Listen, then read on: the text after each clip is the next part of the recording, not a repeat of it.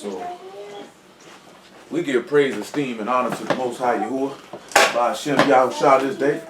Let's go to Luke 11:45. Luke 11:45.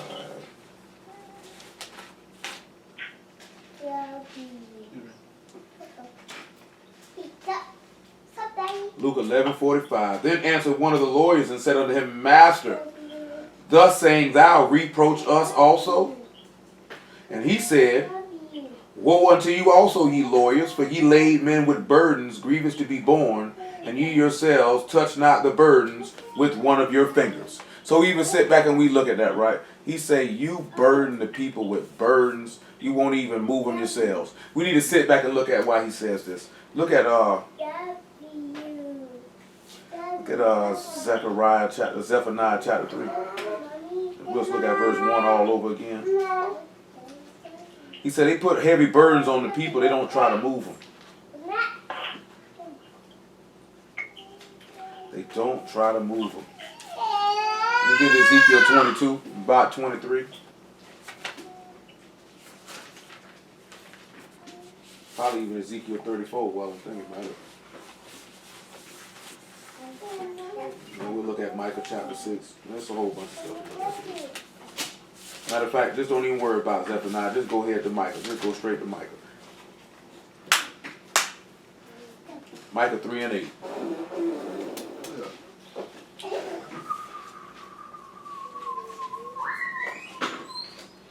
Micah 3 and 8. Matter of fact, make it 6. Make it 5. Micah 3 and 5. Thus saith Yahuwah concerning the prophets that make my people err, that bite with their teeth and cry shalom, and he that put not into their mouths, they even prepare war against him. Therefore night shall be unto you, that ye shall not have a vision, and it shall be dark unto you, that ye shall not divine, and the sun shall go down over the prophets, and the day shall be dark over them. Then shall the seers be ashamed, and the diviners confounded. Yea, they shall all cover their lips, for there is no answer of Elohim. But truly I am full of power and of the Ruach of Yahuwah, and of judgment, and of might, to declare unto Jacob his transgression, and to Yasharal his sin. Hear this, I pray you heads of the house of Jacob, and princes of the house of Yasharal, that abhor judgment, and pervert all equity.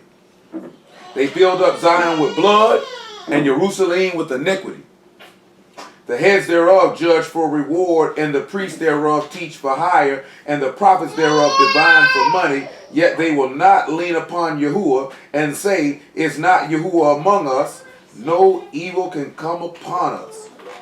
Now look at the statements that this man made, because he said that these men lay grievous burdens on the people, and they won't even move them. And look at something that this man said happened to these people. What do you think this could mean when he says, Therefore night will be unto you? You won't get no vision. It shall be dark unto you, and you not going to prophesy. The sun going to go down over you, and the day going to be dark over you. Then you will be ashamed. Then you will be confused. Then you'll cover your mouth, because Elohim will not answer you. What do you think this could mean? Who got an idea what this could mean? Don't nobody got an idea what this could mean?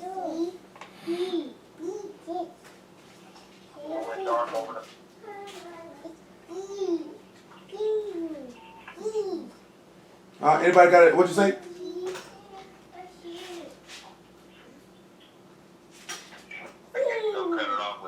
They ain't gonna be able to pretty much speak to him. He ain't gonna talk to him no more. And indeed, let's look at verse 5, right?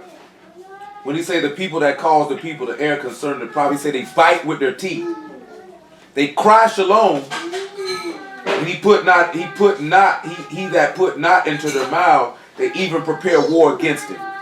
So let's turn around and let's look at, because we talking about the blood of the prophets. So we got to sit back and we got to look at something. Because Micah is sitting back telling you how these men will finna go to war against him. But he wasn't prophesying of himself. Hold on, look at 1 Peter 1 and 10 before I proceed further. Then we'll come back to look at Micah before we get everything that we're going to get. But look at 1 Peter 1 and 10. When we look at it also, when we saying the blood of the lamb was slain from the foundation of the world, which we'll go into greater detail on that, and y'all willing soon. Meaning that all these prophets were already going to prophesy of what was going to happen to this man before it happened to him. And some of them, it was happening to them. So when you take this man on, you have to be prepared for that. Yahuwah's servants are not loved. I don't know why y'all sit around here and think that everybody going to love you. Some people when they come to y'all, man, they just tolerate you because some people might just deal with you because you got grandchildren, you know, you got kids and they just want to keep seeing them kids. Or it's something that they benefit and are profiting from you. But in actuality, they don't like you, they don't love you because they don't like and they don't love your Elohim. I say, man, I just told y'all this, I say this again, just because it's on this camera. Because the brother Will asked me this last night. I cannot love someone who don't love Yahuwah because I know in essence you don't love me. Because you don't love who I love. If you don't love Yahuwah, how could you love me? You can say that you do on the natural level and all that, but I'm good on that though. Because if it's on a natural level, eventually, it's just like this here. You say, you know, a proud man is brutish. It means you carnal. Go back that way, Stan. You carnal. He said a brutish man can't receive understanding. So if you carnal, you're going to do what the carnal seeks to do, which is save his life. And when it comes down to my life or your life, you'll turn me in. You will get me killed. You will make sure my blood gets spilled to save your life. Because you don't love my Elohim that way, so therefore you wouldn't be willing to die or go to jail for this. So you'll do whatever you got to do to save your life. There's no way you can love me. How can you sit back and say, I love you, you don't love Yah? How's that possible? If you say you love Yah, and somebody say they love you and they don't love Yah, how? How? You know what I'm saying? Cut your emotions out of the plate and connections and ties you got to people, man. How? Put all that stuff to the side. Man, you know your people got love for you, but do they love you? There's a difference from having love for somebody and loving them. You have to be able to make a difference between the two. It's some niggas I know in these streets, boy, I got love for them, but I don't love you like that though, bro. No, man. Because you did this or you did that. I got love for you though, meaning I ain't gonna do you dirty. It's still all gravy when I see you, you know what I'm talking about? But no. When you sit back and you say you love somebody, that means you love the character and the traits that that person possesses. That's when you sit back and you say, I love this person. Now, you know, when you look at your family, you just sit back, you say you love them because they're your people. But you know what ends up happening? When you get older, you just don't voice it. You just don't say I don't love them. And then there's certain family members you like I don't mess with cuz like that, though. That's a dirty nigga. That's a nasty nigga. You know what I'm saying? I don't really mess with pops like that. I don't mess with my mama like that. But you know, I love them because that's my mama. So that's really, you got love for them, but you may not necessarily love them. You know what I'm saying? There is a difference. There is a difference from having love for somebody and loving them. Because I know y'all got some people in your family, you got love for them, but you don't really love them because you don't love their ways. So how could you love them if I don't like your ways? Then you actually don't love them. You have love for them because they're your people. But I don't love you, man. Nigga, you steal or you lie or you do this or you do that. I don't love that. How you gonna say I don't love that? It's some people right here, man, they be like this here, man, I don't love my mama because my mama did this to me.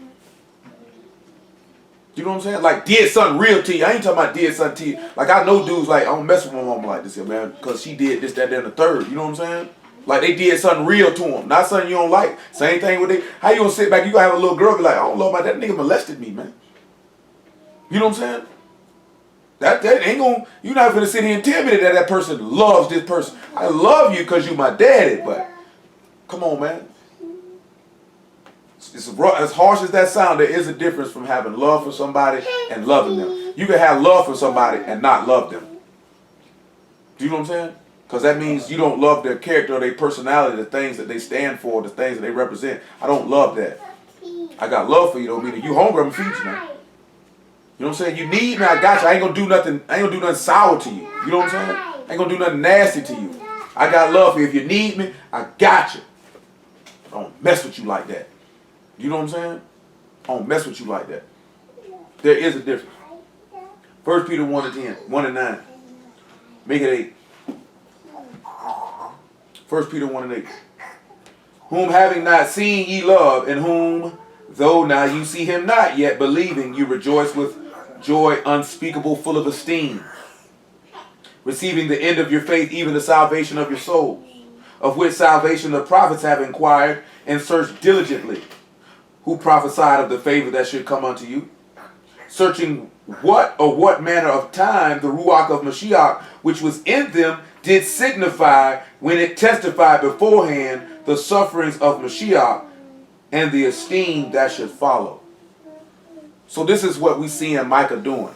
The sufferings of Mashiach is the glory or the esteem that's going to come afterwards. Let's go back to Micah.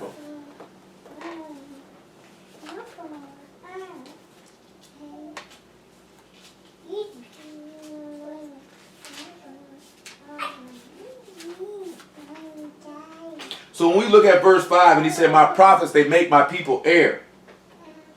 And they bite with their teeth and they cry peace. But I didn't put that in their mouth. They prepare war. We need to sit back and look at that. Because remember, they putting burdens on the people. Let's look at Matthew 15 and verse 4. Let's see how they putting these burdens on the people.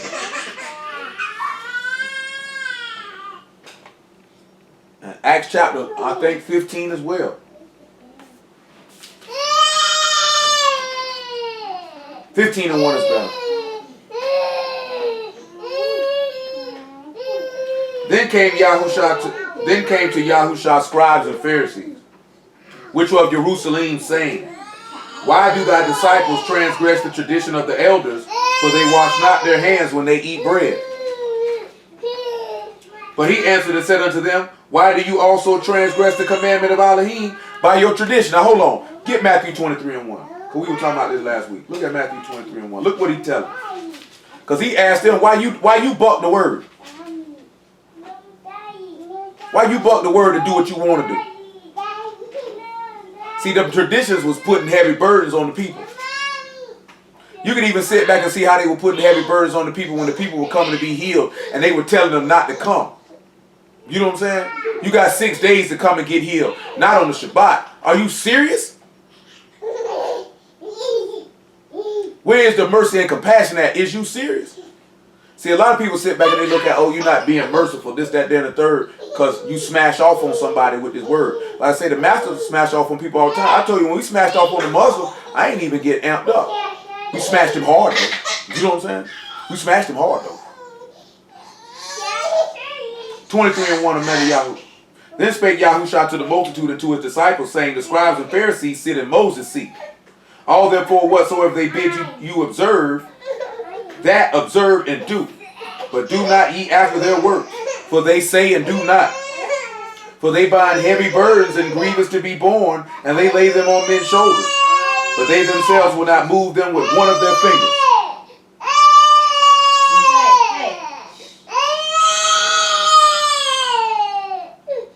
But all their works they do for to be seen of men. Hello? Hello?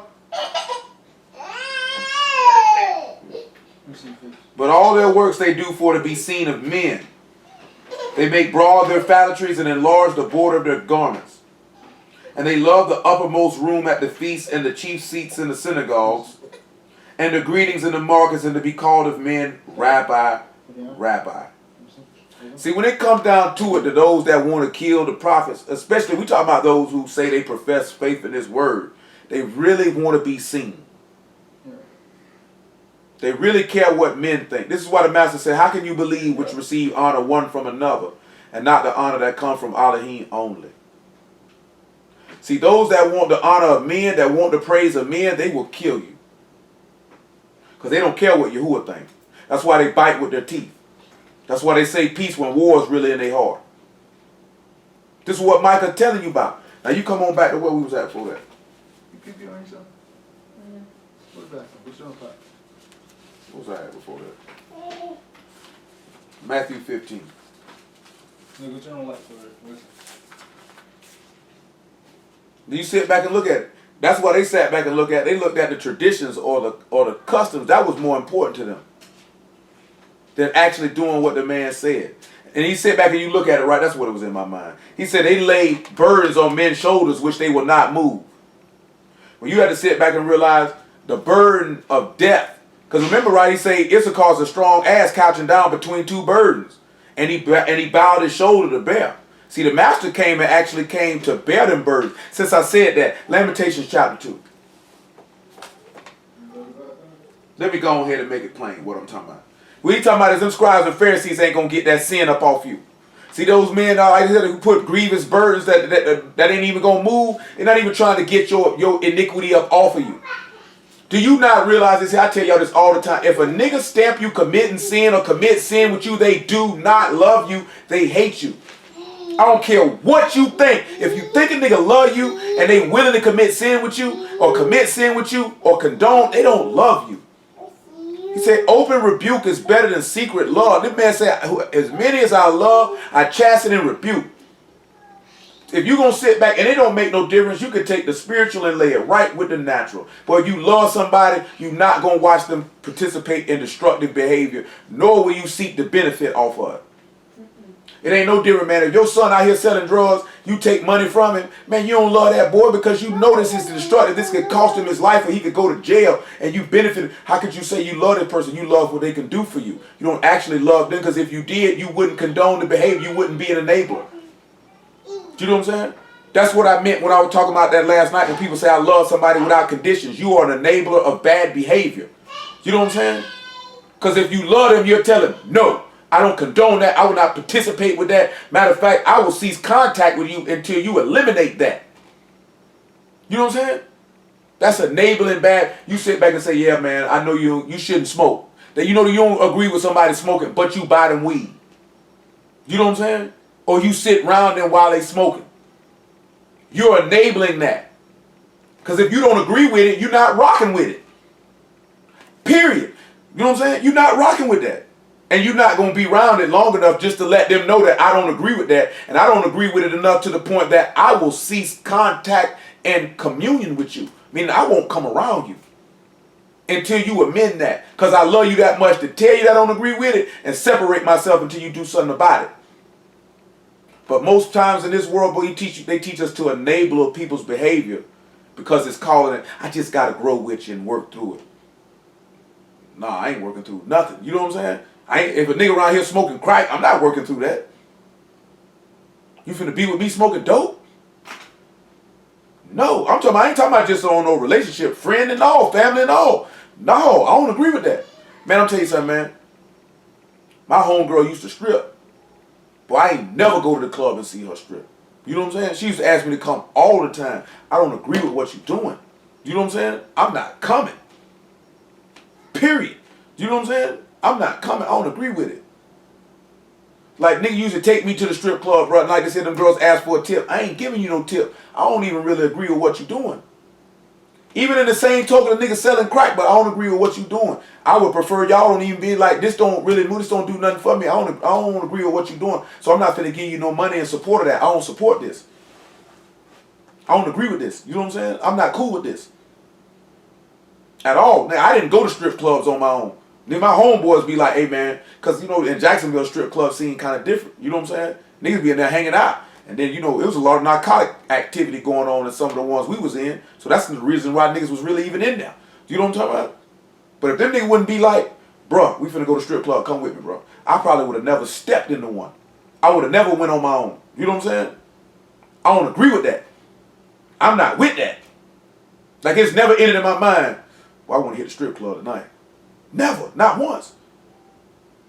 Not once. On my own, like I'm finna slide up there. For what? I don't agree with this. I don't support it. You know what I'm saying? That's because I actually like this. Man, I done told the stripper like, hey man, why are you doing that? I had a chick tell me like this. I'm like, oh, you prostituting yourself? What's up with that? You tripping. I don't agree with what you're doing. I love you enough to tell you I don't agree with what you're doing. And I'm not going along with it. I don't stamp it. I'm not going along with that. Because I actually love this person. And I love this person enough to show them that I'm not going along with this. Just always remember that, man. I'm talking about on the natural level as far as people talk. When they say they love somebody without conditions. Because me and Troy were talking about it last night. It's a little different when you say a person tell you they passed. And you say, I'll overlook that. I don't look at that as that's loving without conditions. You sit back looking at that. Whatever they done and they done expressed to you what they done, that's not a factor for you. You know what I'm saying? That's not a factor for you. That wouldn't stop me from entering into a relationship with you, whether it's woman, man, you know what I'm saying, friends, you know what I'm saying? That's not going to hinder me on that.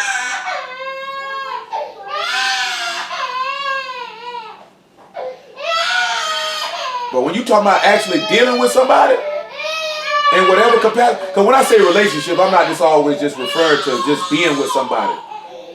You can have a relationship with another human being and it's not an intimate relationship like you partners. You got business relationships, you know what I'm saying? You have working relationships. You got people who got working relationships. I don't agree with the way you work, therefore I can no longer do business with you.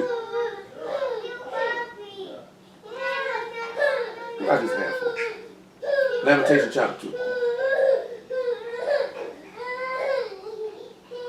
Think about 2 and 12. 2 and 13 actually.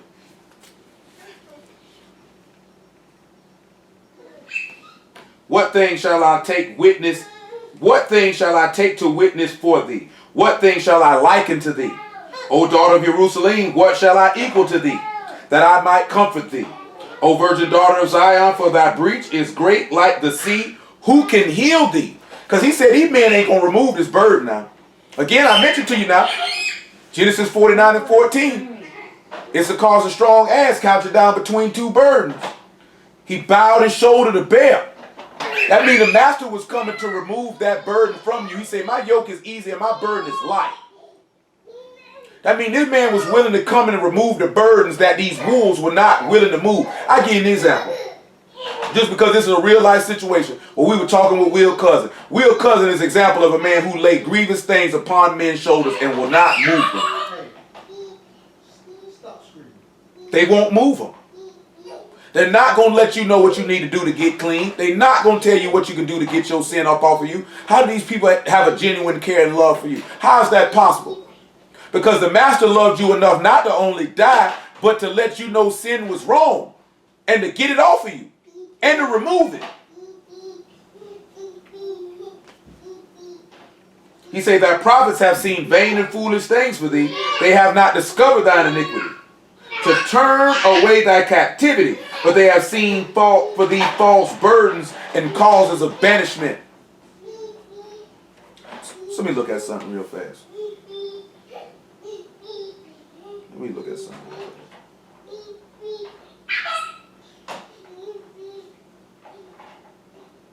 He said they seen false burdens for you. We look at the word false, you know, it's like this here, right? It's shah. It literally means emptiness, nothingness, vanity, worthlessness. They've seen you to be reprobate. This is what they done turned around you to do, is to cause you to be reprobate, to cause you to be banished. And when we look at burdens, it's masaf in this particular verse. It's an uprising or a portion, uplifting, but most importantly, an oracle. So they done seen a false word. They done seen a false word. So let's look at something in Jeremiah chapter 23 to back this up. When you talk about this here, they done seen a false word. You gotta sit back and think about this here. This is why he said they bite with their teeth, they scream in peace, because he said they say peace, peace to my people, but there is no peace. Listen. It's Jeremiah 23 and 15.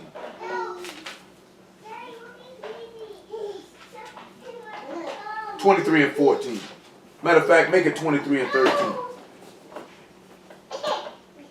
And I seen folly in the prophets of Samaria. They prophesied in Baal and caused my people Yasharal to err.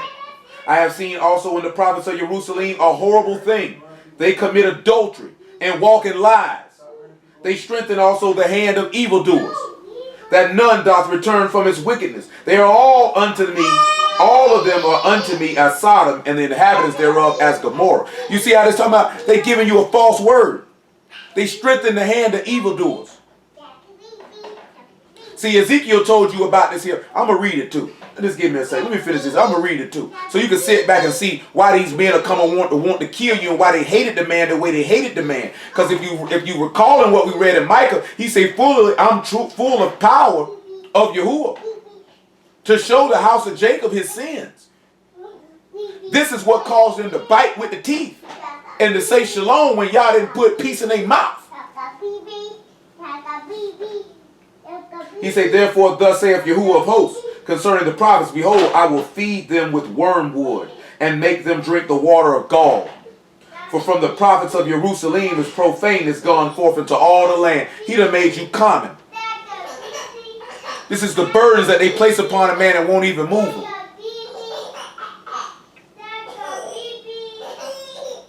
Thus saith Yahuwah of hosts, hearken not unto the words of the prophets that prophesy unto you. They make you vain. They speak a vision of their own heart, and not out the mouth of Yahuwah. That's a false oracle. That's a false word. Hold on, Romans 3 and 4. Make it 3 and 1.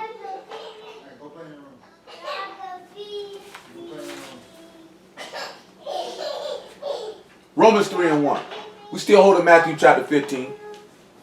Romans 3 and 1 and Micah chapter 3. Romans 3 and 1. He said they speak a word out of their own heart. That's a false oracle. Now, I will keep telling, I've been telling y'all this here, and I want y'all to hear me plainly and clearly. Listen to me plainly and clearly what I'm about to say now. I'm not saying that not now one of y'all is speaking no false oracle, but this is why I be on y'all about when you make a statement that you got book to back your statement. Because you don't want to fall into this category that you're speaking a word out of your own heart and not out of what the mouth of Yahuwah say, not what the book says. Me and Will were talking the other day, right? He was like, yeah, boy, I respect this here, right? Even somebody come and ask me, where can your wife come from? I can't tell you that. I ain't got no book for that. According to the word, I can't tell you how they got to the land of Nod. I can't tell you how they got to the land of Nod. He don't tell me. You understand what I'm telling you? I can tell you something, but then that's a word out my own heart because I don't have no book for that. I'm going to be giving you, like my man Quab say, that's a he-sep. I'm giving you a precept out my own mind because I don't have no book for that. The book don't tell me where his wife come from. I can give you some speculation. I can speak my opinion. You know what I'm saying? I can say, yeah, Adam might have had more kids than what the book tell you he had. We just read Cain and Abel and assume that's the only children that he had or not. But we don't know if he had more children than that. Yahuwah might have saw fit to, I'm only going to tell you about Cain and Abel for the purpose that I want to tell you about Cain and Abel for. But when I say that, that's my opinion. That's not the word. You know what I'm saying? That is not the word. That's my opinion. Because I don't have no book for that.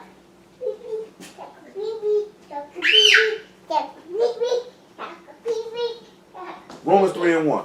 That's why, the reason why I say this here, right, because, you know, Darius would tell him like he with his uncle, he ain't take off on his uncle, though. You got people who hate this word. That really, when you say anything about this word, they looking for an opportunity to discredit the book. So when you make statements, you got to be ready to back them statements up to shut these men's mouths. You know what I'm saying? Because they ready to talk against the word. And you got to be ready to shut their mouth. Because they going to do it. They going to do it. We have to always remember that. We don't want to be speaking what we feel. If you got book for it, you got book for it. If you ain't got no book for it, you ain't got no book for it. I don't have no book for where Cain's wife come from. You know what I'm saying? So I can't tell you that. So when somebody say, why he ain't tell us? Ask y'all why he ain't tell us. I can't answer. I can't speak for him when it comes to that. Maybe he just didn't. It wasn't your concern to know where his wife came from. Then some people be like, well, why would he hide that from us? Do your parents tell you everything they do? Do we really feel the need to? Is it really necessary for you to believe on Yahuwah that he got to tell you every single solitary thing that he do? Because there's not a parent walking this planet that tells their children everything that they do. Ain't no parent telling their child everything that they do. They tell them the things that that child needs to know to get the job done or what I need you to get done. Because sometimes, don't worry about all that. It's because I told you to do it. I told you what you needed to know, didn't I? What you worry about all that for? So you can't come at Yahuwah with your carnal mind and think he should just tell me everything. He told you what you needed to know to put your trust and hope in him. If you let a man push you off the word, why he don't tell us where Cain's wife come from? It's because you ain't never believed the word anyway. You were looking for something to get you an exit strategy about following this man so you can do what you want to do. Niggas always looking for an exit strategy to go do what they want to do. The minute they hear the word, they looking for an exit strategy. They want to do it for a little while, they see it's serious, then they looking for an exit strategy to get from up under. Bottom line. I done seen it too many times in 7 years. Romans 3:1. What advantage then have the Yahudim? Or what profit is thee of circumcision? Stop being a book. Wrong. Much every way. Chiefly because that unto them were committed the oracles of Elohim. For what if some did not believe? Shall their unbelief make the faith of Elohim without effect? Elohim forbid. Yet Elohim be true, but every man a liar. As it is written, that thou might be justified in thy sayings, and might overcome when thou art judged. In order for us to be justified in our sayings, we got to say what the book says. Then we'll be justified and be found to be correct because we stood on what Yah said. That's the only reason why I be saying that to y'all. Because I say that to y'all in the framework, in the mind frame of somebody who you telling that to who don't know no book. You know what I'm saying? Or is testing you. Or who want to see. Oh, you say that right there. Where did I say that at? See, a lot of times when we talk to people about the word, most people don't ask you where that stuff is at. You know what I'm saying? But you'll run across somebody who's going to ask, because a lot of times people don't be ready for that. Because the book say to try the spirits whether they be a Elohim. I done had people come up on the street and ask me certain stuff and then come back and tell me they did that because of 1 John 4:1. And I used to tell them, I ain't mad at you. You know what I'm saying? I ain't mad at you at all. You know what I'm saying? I ain't mad at you at all. You know what I'm talking about? Asking me about something? I done had that happen to me in the street all the time. And I turn around and ask, I ain't mad at you for asking me no questions. What am I mad at you for? I know what I believe and where it come from. Look at 1 Timothy 1:4. Make it 1 and 2. I ain't going to be mad at you. I ain't going to be mad at you. You got to always be ready for that, man. I be trying to get y'all ready for when y'all out there talking to people, man. Because I know y'all talk to people about the word. You ain't never heard me say don't talk to nobody about the word. So I know y'all do it. But you got to make sure when you say things that they justify so you don't fall into this category of what he just stated about a false burden. Or a false oracle. That's all I'm talking about. I want you to be justified in what you say. So when you open your mouth, these people know you know what you talk about. Unto Timothy, my own son in the faith, favor, mercy, and shalom from Elohim our Father and YAHUSHA HaMashiach our Master, as I besought thee to abide still at Ephesians, wherein I went into Macedonia, that I might charge some that teach no other doctrine. Listen what he tells you. Neither give heed to fables. So don't even listen to lies and endless genealogies which minister questions. Rather than the godly edifying which is in the faith, so do.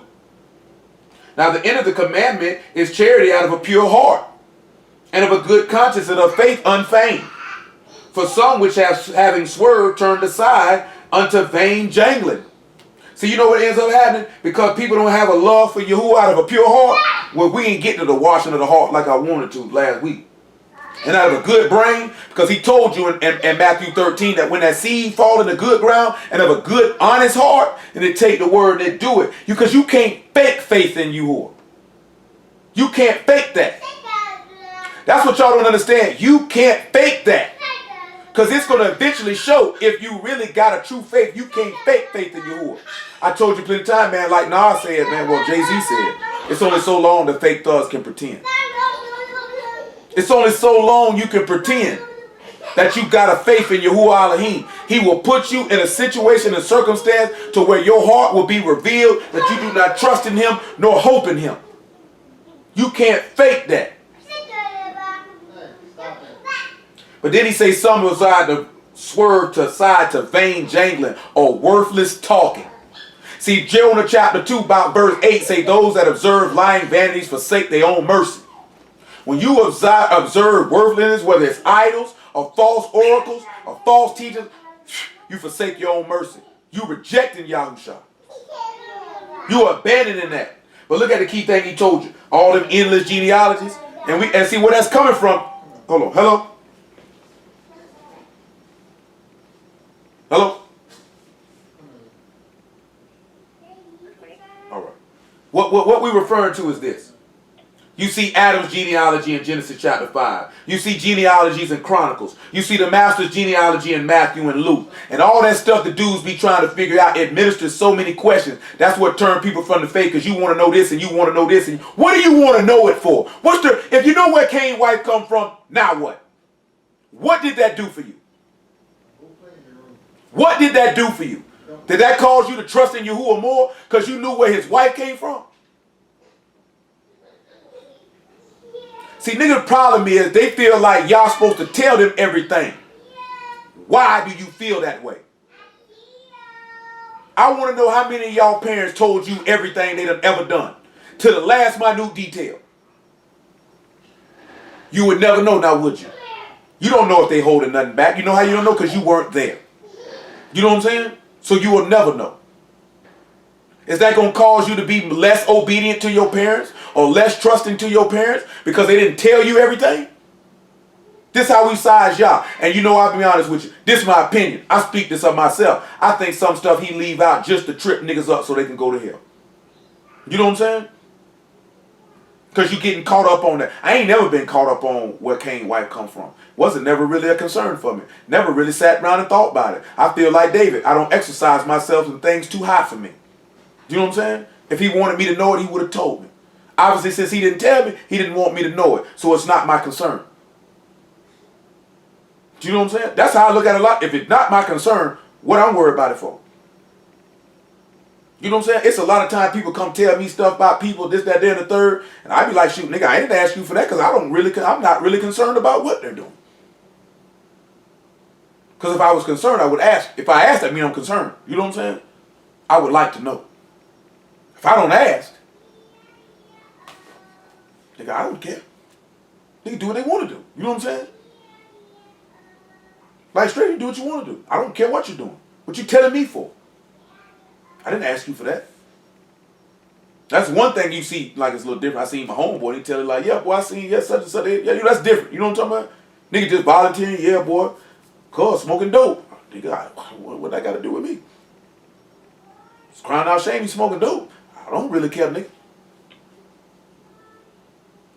But you got to be careful with that. All them questions, I'm going to tell y'all something real, man. Come back to Matthew 15. I'm going to tell y'all something real. I told Darius this afternoon. I done said this to y'all before. Maybe not all y'all.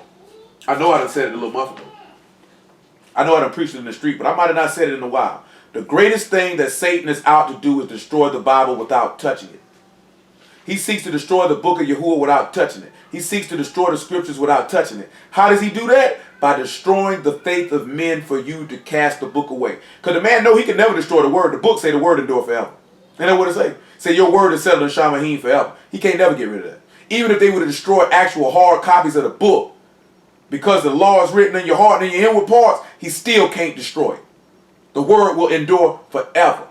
But only way he can destroy it is to cause men not to trust in it. You know what I'm saying? That's what he does. And he'll do anything that he possibly... Y'all don't realize all these people falling off because Satan's time is short. It's almost up. He's trying to take as many people to hell with him as possible because it's almost over for him. That man know it's almost time for him to punch the clock. My work is done. Fire waiting on me. This man Ben know he was going to fire and he was cool with it. You know what I'm saying? Like this man Ben knew he was going to hell and he was cool with it. His whole objective is let me take as many people with me as I possibly can. See, because it's not that Satan don't know what the book say. It's that Satan don't trust Yahuwah. You know what I'm saying? He's not riding with him. His hope is not in him. How is his hope not in him? Based off his works. He goes against the word. You know what I'm saying?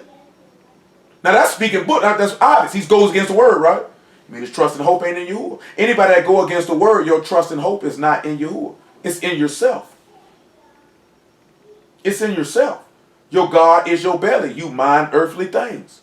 That's what Satan mind. Why you think he got cast down to the earth? His God was his belly, his desire. He mind earthly things. I'll send you on down there then. That's why he had him to go about on his belly. He cursed him to go about on his belly. He's carnal. He goes by base instinct. Matthew 15, man. Verse 4. I'll read 3 again. But he answered and said unto them, why do you transgress the commandment of Elohim by your tradition? For Elohim commanded, saying, honor thy father and thy mother. And he that cursed father or mother, let him die the death. But ye say, whoever shall say to his father or his mother, it is a gift, by whatsoever thou might be profited by me.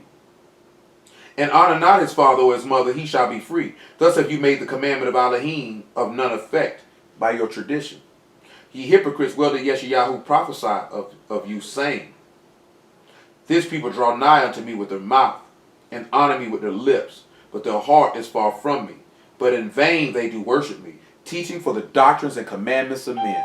Hello? Hello? All right. So check it, right? That's exactly what we just read in Lamentations chapter 2. These men have caused false visions for you, false burdens to cause your banishment, a false oracle, a false word, a worthless word. That word cannot profit you. They would not get that burden of sin off of you. They weren't willing to move it with one of their fingers. I was going to read Ezekiel 34, but you know in Ezekiel 34, and we hold Ezekiel 22 too, but you ain't got to get it. In Ezekiel 34, he tell you about something. He tell you how the shepherds hadn't sought the flock, and that they fed themselves and not the flock. They didn't search them out. They didn't strengthen them. They didn't do anything. They kept the flock under the burden. They ruled over them with an iron fist. They mastered over Yahuwah's heritage. They lorded over it. Do you know what I'm saying? We know that there's a system and the structure of order and stuff is set up as far as leadership is concerned. You know what I'm saying? You got men that set up in authority. You know what I'm saying? A lot of people say like, because it's never been a free-for-all with Yahuwah. You have one man, and then that man picks certain men that you do this here, you do this here. You know what I'm talking about? And that's how it went down. You know what I'm saying? You know you had captains over 50s, right? Captains over 100s, right? Captains over 10, right? You had Moses, you had YAHUSHA, son of Nun, you had the 70 elders, you had captains over 50s, captains over 100, captains over, set up just like that. There was always an authority structure. It was never just a free-for-all. That way things would systemically run smoothly. You know what I'm saying? And that then when there were issues that you would go up the chain of command with it. That's just how it works. You know what I'm saying? But see how these men set it up here, how a lot of people got it set up, especially with the scribes and Pharisees. That way there's no burdens laid on men's shoulders. You know what I'm saying? That way there's somebody that can help move that burden. And if that person can't move that burden, then he can kick you up to somebody else who can. You know what I'm talking about? That's why Moses said, if it's anything too hard, you come bring it to me. I'll handle it. You know what I'm saying? That's why he told him that. I'm going to set y'all up for it. Because my father-in-law Jethro told me, I need to do this. I'm taking too much on myself. I need to put some people with me, help me do this here. Because it's going to break me down. You know what I'm saying? See, the scribes and Pharisees sat back in the midst to be seen of men. They didn't care about none of that. Long as you say, teacher, teacher, teacher. That's a righteous brother right there. Boy, you see that brother garment? That brother clean. You see that brother suit? That brother sharp. Just to be seen. Just to be seen.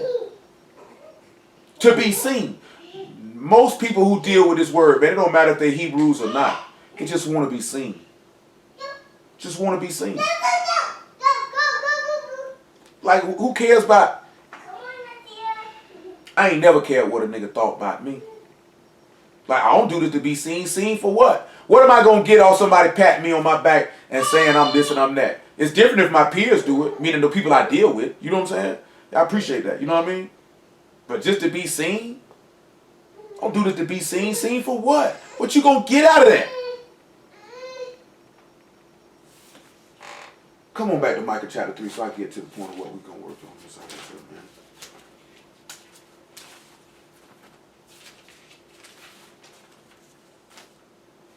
I always felt like this here, man, even when I was hustling. I ain't want to be seen. You know what I'm saying? I ain't going to say I was flashy, but yeah. I have a rocket chain. I did that just because, hey, man, we selling drugs. That's what you do, man. You go copy a chain. You know what I'm saying? But I always wanted a Rolex, though. That ain't had nothing to do with selling dope. You know what I'm saying? So me getting a Rolex would have been something that, because that's what I wanted to do. I wasn't doing it to be seen. Most dudes do stuff to be seen. When you look at the street, dudes dress particular ways, or they buy jewelry, or they put certain things on their car to be seen. You know what I'm saying? I ain't want to be seen.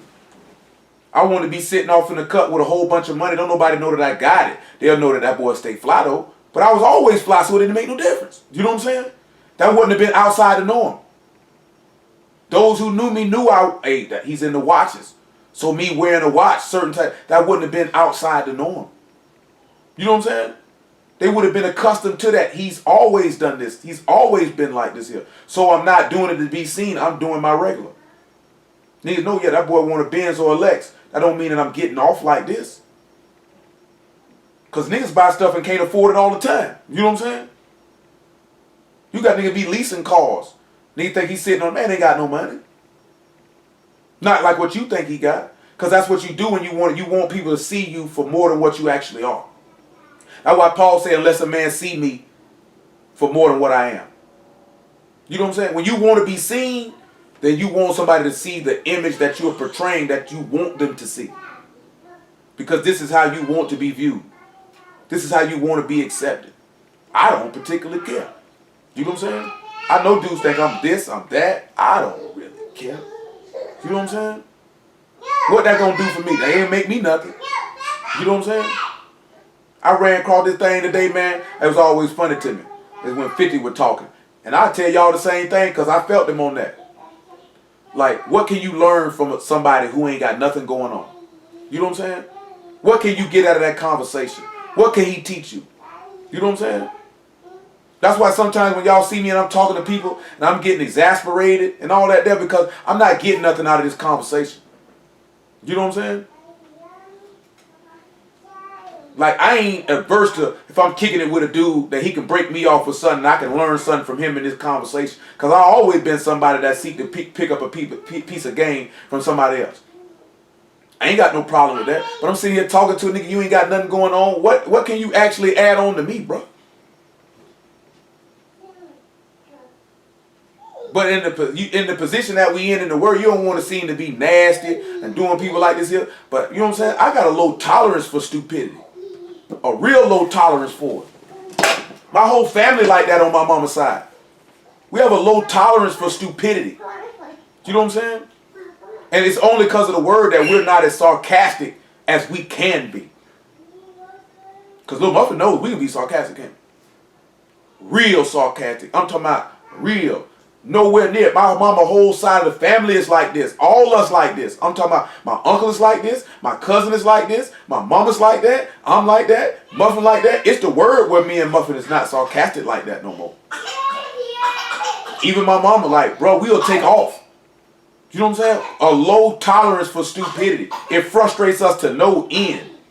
Because remember, to be stupid is you know better and you don't do better. You know what I'm talking about? We're not talking about ignorant now. It's a difference between ignorance and stupidity. Ignorance is you don't know. Stupidity is you know and you refuse to be smarter. Yeah, I got a low tolerance for that. Some of y'all might can deal with it. I prefer to extricate myself from that. Them situations and them type of people, I'm not good with. I'm a snap. You know what I'm saying? Talking to Will's cousin, he was talking too stupid too long. I went ahead and went off on him. Just gonna cut this conversation short. You just going about your way. Because I'm not finna play with you. I'm tired of hearing you talk. Because you sound real retarded. You know what I'm saying? And you know you sound retarded. So then he's like, oh, you're emotional. You're this. Yeah, I'm angry. Because I know my Elohim angry at listening to you talk. Because you shaming his name with your false burdens and your ain't getting no banishment taken up off of you. I'm going to leave that alone.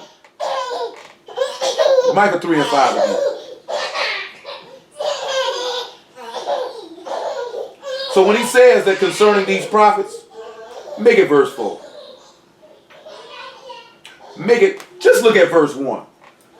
Because when I look at dealing with these blood of the prophets, I'm going to have to take it step by step. I see that I'm not going to be able to do it like I got in the framework of my mind. I'm going to have to take it step by step. We might have something a little different and we'll try to weave it in tomorrow because it's something that Troy reminded me on that we supposed to preach about 2-3 weeks ago and we ain't even get it yet. He said, and I said, here, I pray you, O heads of Jacob, you princes of the house of Yasharal, is it not for you to know judgment, who hate the good and love the evil, who pluck off their skin from off them and their flesh from off their bone. Now let's look at something. He said, boy, they hate the good now and love evil. When you look at the house of Yasharal, brother called me today, right? He was like, he made a post about something. I didn't see it. It's neither here nor there. But he was like, it was a poster of a woman getting a massage from her son. Do you know how evil and perverse and disgusting that is? Why would a grown woman want her 12, 13, 14-year-old son to be rubbing on her body? And he said there were actual people who were in the word that were defending this, saying that this was an act of a woman bonding with her child. Bonding with your child is sitting down reading a book together. Maybe watching a movie. Maybe even going to a water park for a good time. Not for your son to be massaging your back.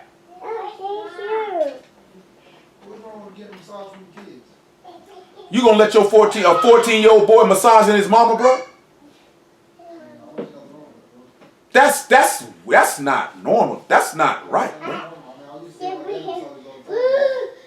Bro, I'm sitting there tell you, right? From what this nigga described with that photograph in, that ain't right, bro. It ain't even set, man. I'm not massaging my mama at 4. You need to go get somebody else to do that, mom. I'm not touching you like that. I'm not doing that. Especially with no man and no woman, bro. Just some stuff you just don't do. Like I told you before, there's something you just don't do. See, he was also referring to people walking naked around their kids, too. Because a lot of people do that and don't think nothing of it. You know what I'm saying? It's just some things you just don't do with your kids. Like, now, if I want a massage, I'm going to go pay somebody. Nah, son. To get to a certain age, nah, son. I don't need you rubbing me back. I don't need you rubbing me down. I need my back crack. My son strong enough to do it. He gonna sit there. You talking about a back cracking, boy. We talking about a massage. Crack the back and then you massage it. Nah, son. I'm straight on that. Hey, you could be straight. I don't see nothing wrong with it, bro. Yeah, I'm not doing that. Nah, son. No, you're not touching on me like that. You're not touching on me like that. You know what I'm saying? Same way, I'm not kissing my child in the mouth when they get to a certain age. I'm not kissing you in the mouth. You know what I'm saying? Just stuff you just don't do. I ain't with it. You know what I'm saying? Stuff don't even sound right. I walk in the door, boy, I catch my phone. You know what I'm saying? Boy, I walk in the house, I catch my 14, 15-year-old son rubbing on my wife. What y'all got going on here? What's going on in here? I mean, I'm just saying, my mama pulled the muscle, I'm gonna rub it out for her. Just like she called Charlie us, I'm gonna rub Charlie us out for her. Well, I ain't getting no massage. He ain't talking about no charge. You going in the situation, but you going in. But then you going into situations that's not even. Nigga talking about for son, give me a massage. Not I'm injured. Nigga, my homeboy came and rubbed the Charlie horse about my calf when I was on the court screen. We're not talking about that. It's no need to drift off in situations that's not even being discussed. This nigga talking about a regular massage, not no injury. Come massage me, boy. You know how people go get a massage for pleasure? Not because they injured, just because I want a nigga to rub me down. Nah, nigga, you just get one. People do get massages for pleasure, bro. Everybody don't get a massage because they're injured. Not everybody goes get a massage for that, bro. But that's how I'm looking at it, bro. But that's not what I'm discussing. I'm not talking about that. I mean, you're talking about a son giving a mother a massage, bro. And the first thing you think about injury. I ain't say nothing about no Not injury. only injury, just like I had a long day. I need a rub down. Come rub my back, boy. Ain't no way in the world I'm a 45-year-old woman and my 14-year-old son come rub me down. Don't even sound right. Come rub my feet, boy. That's what they're there for. No, you're not there for that. You crazy. No, you're not there. No, son. You too old for that. Not finna have my daughter. Come on, baby. My daughter come rub me down. She definitely gonna rub my feet. I'm even finna have my daughter rub my feet. See, the difference is because we look at it male and female. But if that was a daddy getting rubbed down by a daughter, niggas would be screaming. What this nigga got going on? His daughter around here rubbing him down. What this nigga got going on? Okay, you would. Boy, 99.9% of people in the earth, boy, they see a 16, 15-year-old girl rubbing her daddy down. Nigga wanna know what this nigga got going on. Because if you walked in the door and seen that, you'd be like, well, what you niggas got going on? I mean, it all depends on how it does. If nigga got a shirt off, he got a lotion, then yeah. But if nigga got a shirt on, she around there. Man, ain't none of that, man. No. I mean, no. No.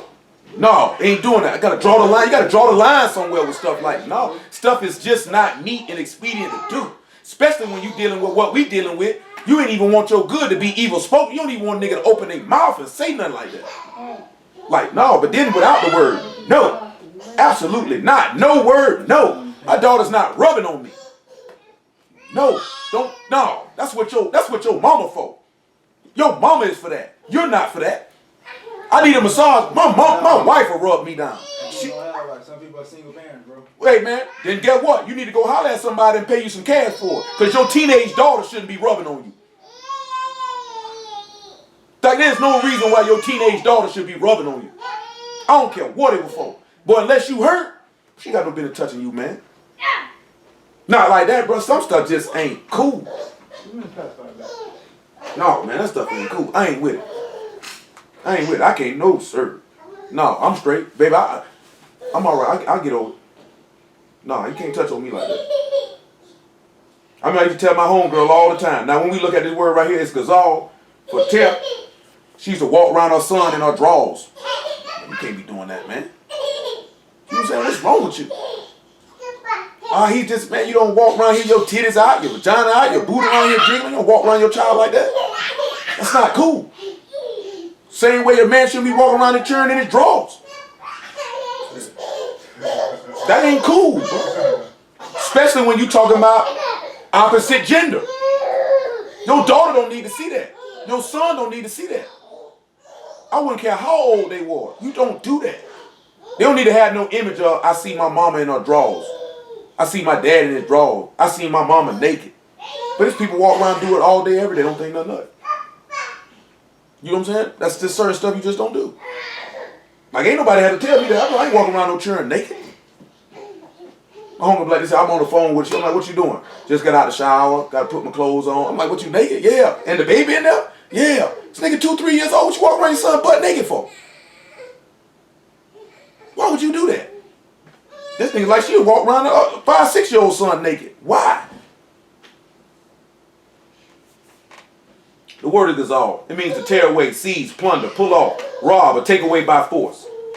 So when you look at it, they talking about to take the skin from off them and then the flesh from off their bones. Then he said he chop them into pieces. I ain't got to that part yet, dude. It's paras. Means to spread out or stretch. Spread out or display. So when you sit back and you look at those that hate good and love evil, that they take by force and stretch him out. He said they also eat the flesh of my people and flay their skin from off them. And they break their bones and chop them in pieces, as for the pot and as the flesh within the cauldron. So let's sit back and let's look at taking the flesh from off the people. We look at flesh. It's shahar. It means flesh, food, body, near kin, or flesh relation. So just keep that in mind when they say flaying them up off their skin. We talked about flay the other day. That's to strip off. That's for shot. That's to strip off. And when it says they break their bones, it also means it's, I'm going to mispronounce that, so I'm just not even going to try to do it. It calls to break or to burst forth or to break forth with or break out. Or to make a loud noise. So keep all this in mind, because this is actually what we're dealing with, is the shedding of the blood of the prophet. Remember in Deuteronomy 18:18, it says, I shall raise up a prophet unto thee like unto Moses, and him you will hear. And we'll actually look at that place where they say, are you that prophet? You know what I'm saying? So when they look at that, they know that there would be a prophet like Moses. So they're asking, are you that prophet? These men are testifying of the sufferings of that prophet whose blood that they were going to shed, which was an encapsulating the blood of every prophet that ever walked the earth whose blood ever was shed. Now when he say chop them into pieces, let's sit back and look at chopping them into pieces. And that's paras again, and that's to stretch out or to break It should be coming in your mind. When we look at the pot for flesh with cauldron, well, within the cauldron, it's cold copper is a pot or a kettle. So it's something that's going to be cooked. So it's something should be coming to your mind as you hear these things about something that's going to be cooked. Also, when we look at the word for pot, it's seperate. And another word for it is a thorn, a hook, or a briar. Or basically a fish hook. Like they used to sit back and put in the pot to pull up out the, what that is, in 1 Samuel chapter 2. Look at 1 Samuel chapter 2 so y'all can see what I'm talking about. And hold this mic chapter 3.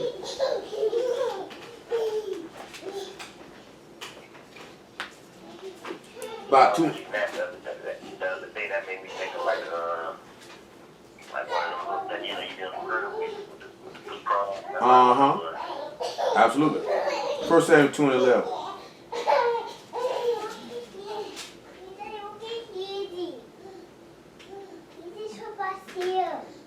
And Elkanah went to Ramah's house, and the child did minister before the priest.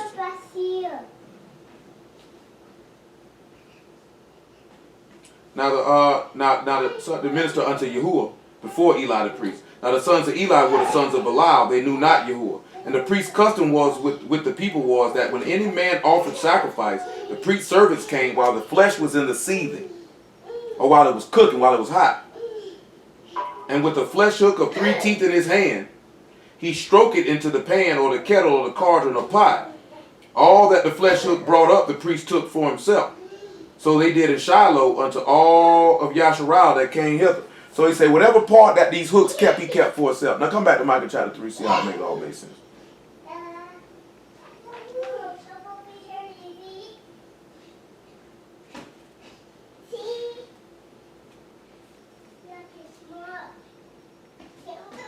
So now we go back to, right? These men hate good and love evil. Well, he came into his own, and his own received him not. Let's look at John chapter 1 and verse 3. So they hated good and loved evil. Get down. Get down.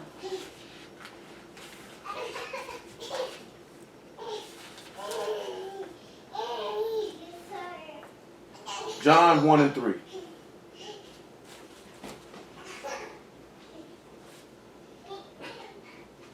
All things were made by him, and without him was not anything made that was made. In him was life, and the light was the life of men. And the light shined in the darkness, and the darkness comprehended it not. Now we know that the law is light. But the darkness couldn't comprehend it because they loved evil and they hated good. How do we know this? Because they desired a murderer. What is that in Acts chapter 3 by verse 14? What Peter tell you that? Acts 3 and 14, what Peter tell you that? You see it, that's Acts 3 and 14. Here it is, Acts 3 and 11 though, 3 and 12. This is how they showing you that they hated the good and they loved evil, because look what they asked for. When Peter saw it, he answered and said unto the people, ye men of Yasharal, why marvel ye at this, or why look ye so earnestly on us, as though by our own power of Kadesh we have made this man to walk? The Elohim of Abraham and of Isaac and of Jacob, the Elohim of our fathers, have esteemed his son Yahusha, whom you delivered up and denied him in the presence of Pilate when he was determined to let him go. And ye denied the Kadesh one and the just, and desired a murderer to be granted unto you, and killed the Prince of Life, whom Elohim have raised from the dead, whereof we are witnesses. When they turn around to it, that's again, that's what our people's problem is. We hate what's good, and we love that which is evil. That's why I mentioned that the other day. Most people don't want a righteous man, and most women don't. Most men don't want a virtuous woman because you love that which is evil. You would rather cleave to that. It's more desirable to you. So when he sit back and he said he pluck off the skin. Again, that's gazal. It literally means to rob or take away by force. So when we look at that being taken away by force, we know that the master was taken away by force. It's the same way we can sit back and look at it, the similitude of Zechariah being taken away by Nebuchadnezzar by force. The master was taken away by the scribes and the Pharisees, or the people with the chief priests, when they came, when Judas came, talking about, hail master, coming with peace in his mouth, and he didn't put that in his mouth. They came as if they had love for this man, but he was taken away by force. So you sit back and how you see how they plucked off the skin. Now we look at from the flesh from off his bones again. Read that word again. We see that this is the near kinsman. Remember, he came unto his own received him not. Look at 1 Thessalonians 2 and 13 and 2 and 14. So when you sit back and you look at him saying, and their flesh from off their bones. Well, remember now, hold on before we even do that. Because it's going to work me too. Genesis 2 and 21. So you're going to pluck the flesh from right off your bones.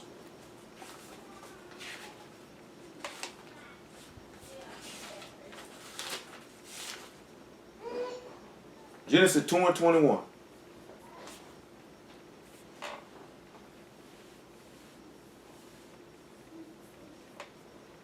And Yahuwah Elohim caused a deep sleep to fall upon Adam. And he slept.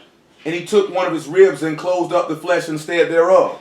And the rib which Yahuwah Elohim had taken from man made he a woman and brought her unto the man. And Adam said, this is now bone of my bones and flesh of my flesh. And she shall be called woman, because she was taken out of man. So it sat back and said, those that hate the good and love evil, who pluck off their skin,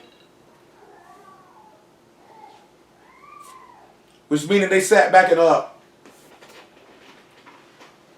they took him away by force. They turned around with their flesh from off his bones, meaning that near kinsman, or that essence, or that substance, or body, or limbs, or members. So when it says they pluck off their skin from it and the flesh from off their bone, they wanted to separate this man from his people. Look at John 11 and 49. That's why he said he came into his own received him not. His own were the one that separated him from his bones or his members. When he say flesh of my flesh, bone of my bones, separating him from his members.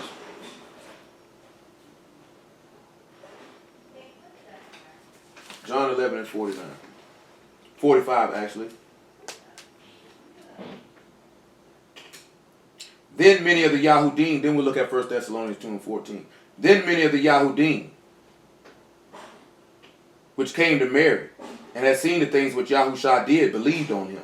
But some of them went their ways to the Pharisees and told them what things YAHUSHA had done. Then gathered the chief priests and the Pharisees a council and said, what do we? For this man do many miracles. If we let him thus alone, all men will believe on him, and the Romans shall come and take away both our place and nation. That's the key thing right there. They're showing that they loved evil and hated good, because that's all they were concerned about, was their place with the Romans, being seen of men. That's all they cared about. And one of them, named Caphius, being the high priest that same year, said unto them, you know nothing at all, nor consider it expedient for us that one should die for the people, that the whole nation perish not. This spake he not of himself, but being high priest that year, he prophesied that YAHUSHA should die for that nation. And not for that nation only, but that also he should gather together in one the children of Elohim that were scattered abroad.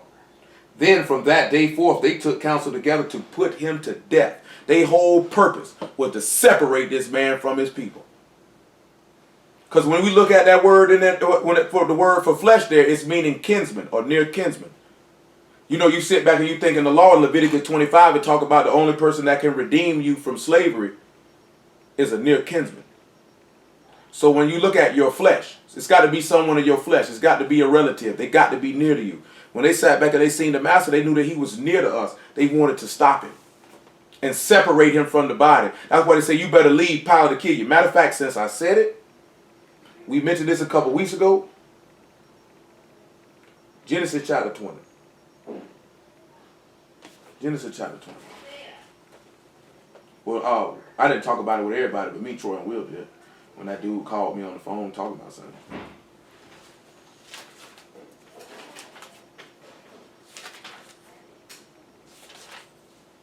Genesis chapter 20 and about verse 1.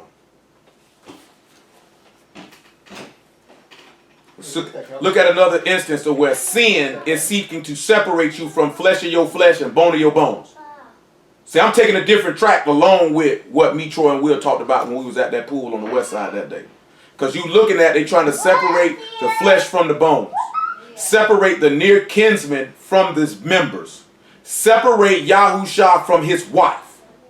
This is what they were trying to do. Separate Yahusha from his wife. This is what these men were trying to do to shed the blood of the prophets. Remember now, Abraham was a prophet. You remember that. Abraham journeyed from thence towards the south country and dwelt between Kadesh and Shur and sojourned in Gerar. And Abraham said of Sarah his wife, she is my sister. And Amalek king of Gerar sent and took Sarah. And Elohim came to Amalek in a dream by night and said to him, behold, thou art but a dead man, for the woman which thou hast taken, for she is a man's wife. But Amalek had not come near her, and he said, Master, wilt thou slay also a righteous nation? Said he not unto me, she is my sister? And she herself said, he is my brother. In the integrity of my heart and the innocency of my hands have I done this. Elohim said unto him in a dream, yea, I know that thou did this in the integrity of thy heart. For I also withheld thee from sinning against me, therefore suffered I thee not to touch her. Now I'm going to catch something else. Because Troy put this in the chat, I'm going to check something else. This man just said something right here. He's saying the integrity of my heart that I did this. I did not come to commit sin. Elohim say, I know you didn't come to commit sin. That's why I didn't allow you to do this. 1 Corinthians 10 and 13. Because this man say, well, you slay a righteous nation, which means Amalek was godly. He wasn't no sinner. He was godly. Look at 1 Corinthians 10 and 13. Look what the man did right here. This is exactly what he did.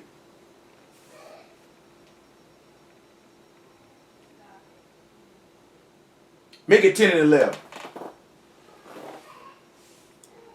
Now all these things happen unto them for ensamples, and they are written for our admonition, upon whom the ends of the world come. Wherefore let him think that he stand, take heed lest he fall. That's why the reason why I said that you need to take heed of the things that the people did in this book that was wrong. Just in case you think you standing on the word, you fall flat on your face. You don't need to make the same mistakes that these people made. You don't need to make the same mistakes that these people made. Listen what he tell you. There have no temptation taken you but such as common to man. But Elohim is faithful, who will not suffer you to be tempted above that you are able. But with all the temptation also make a way to escape, that you may be able to bear it. He made a way for Amalek to escape so he wouldn't be able to sin. He was tempted. He desired this woman. He just hadn't had a chance to touch her yet, because Elohim stopped him from that temptation. That's why he say, deliver us from temptation, or keep us from temptation. And one of the ways the master told you to pray, he told you to pray where you would ask the Father not for you to be tempted in your weaknesses that you might sin. And even in your weaknesses where you might sin, where you tempted, this man make a way out. And stupid niggas stay in it. Smart people escape though. Like he say, those that are clean escape from them that live in error. If you clean and you see you tempted, you're going to get from around them. If you're stupid, you're going to stay there and be defiled. That's what's going to happen. Because he's going to make a way out. He made a way out for Amalek that Amalek didn't have to commit a sin. He made a way out. And Amalek made sure he got up out of that. When you dumb, you'll stay in the temptation. When you stay in the temptation, it's a strong chance you headed towards down reprobate lane. Because he say the wise, he say the prudent take heed to their way. Which means they move with discretion. You taught in the law in Exodus chapter 23 to be circumspect, to be fearful and wise in everything that you do. Come on back to Genesis chapter 20.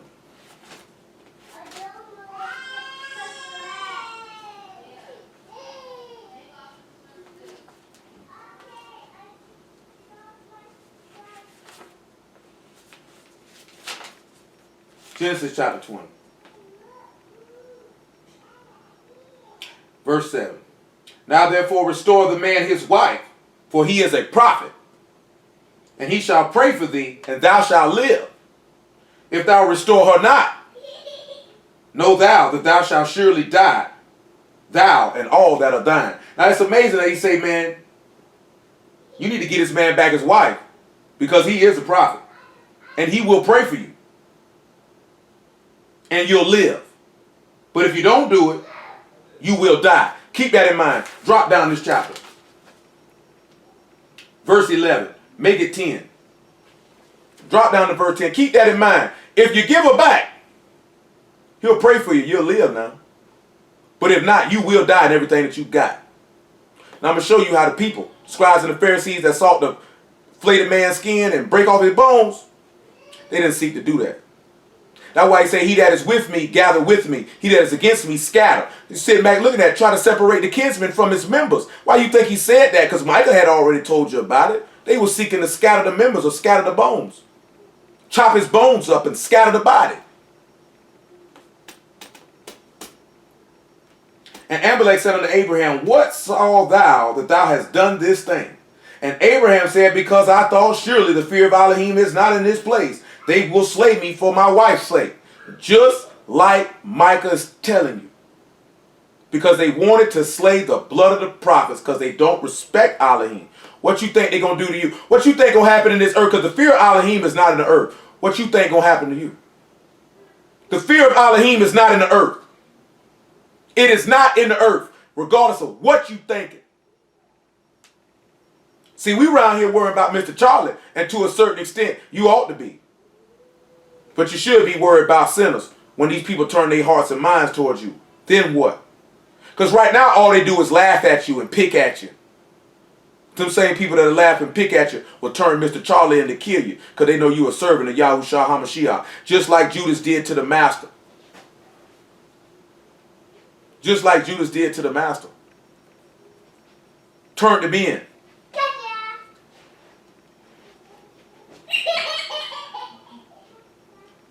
Yet indeed, she is my sister. She is the daughter of my father, but not the daughter of my mother. And she became my wife. And it came to pass when Elohim caused me to wander from my father's house, I said unto her, this is thy kindness, which thou shalt show unto me. At every place whither we shall come, say of me, he is my brother. Who can tell me what this means? I want you to sit back and think, this is my sister. She's the daughter of my father, but not the daughter of my mother. She became my wife. It came to pass when he caused me to wander from my father's house, that I said unto her, this is thy kindness which thou shalt show unto me. At every place where we go, say that's my brother. What y'all think that means?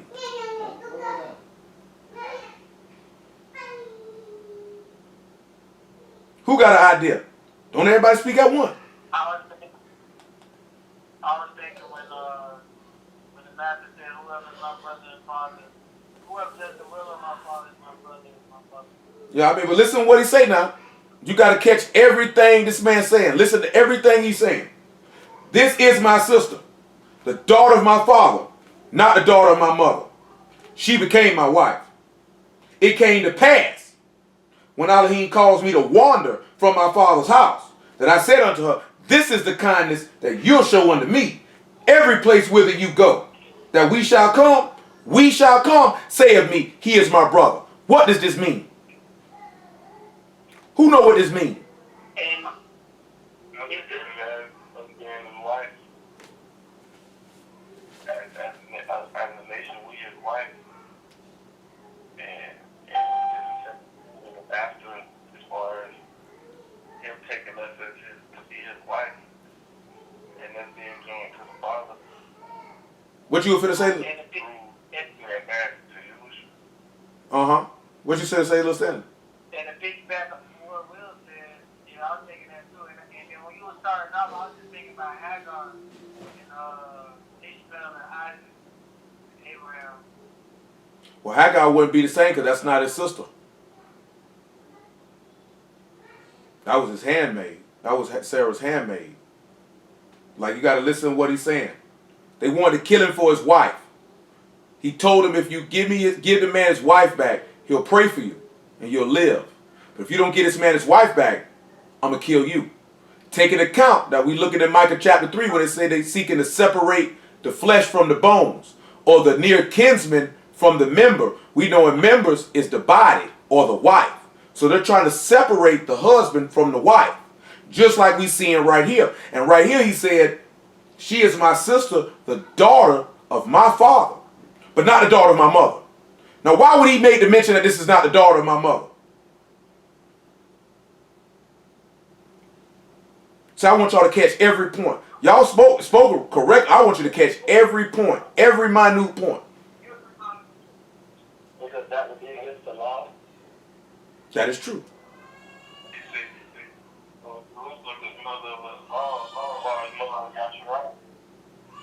But let's sit back and think about it. Now we know Jerusalem is saying is the mother of us all. But just really sit back and think about it. Why would he say, but she's not my mama's daughter? Why would he say that? Think about it. Why would he say that?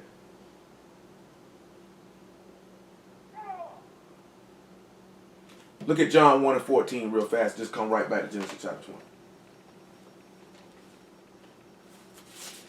20. See, there's a reason why I'm focusing in on this one particular point. I'm focusing in on this one particular point for a reason. Once I read what I'm finna read, then you'll see why I'm focusing in on this one particular point. And when the word was made flesh and dwelt among us, and we beheld his esteem, the esteem as of the only begotten of the Father, full of favor and truth. Now he's the only begotten of the Father. Let me ask y'all a question, right? What do these other wicked religions teach that God has?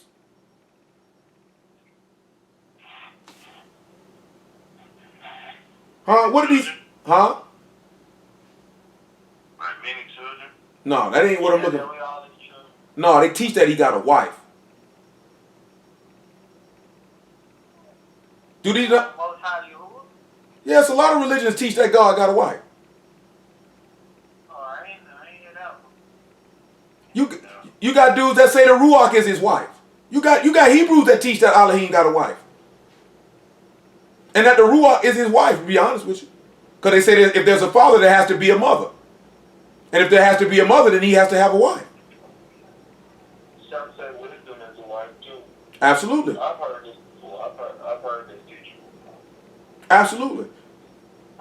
That's why I just said Ruach, but Core is that's the specific exact thing that they teach, that wisdom is his wife.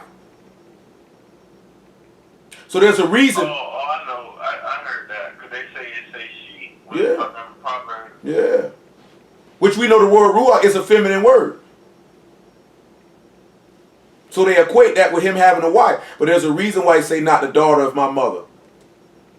Because we know according to the law, the daughter, our mother is Jerusalem.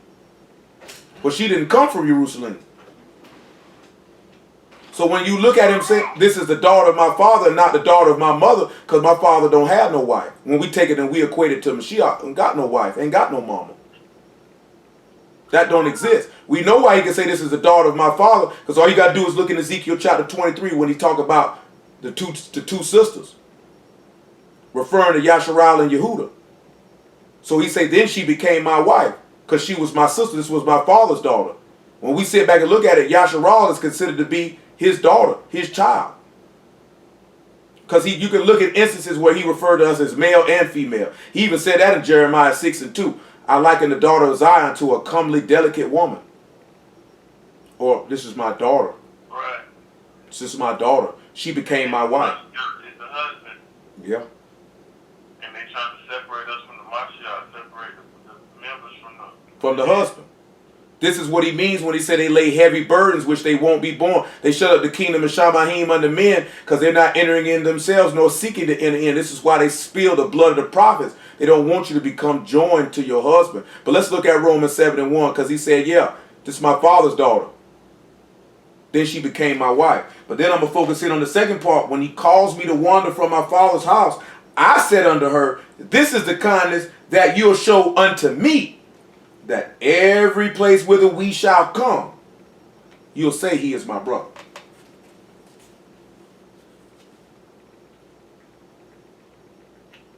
Romans 7 and 1.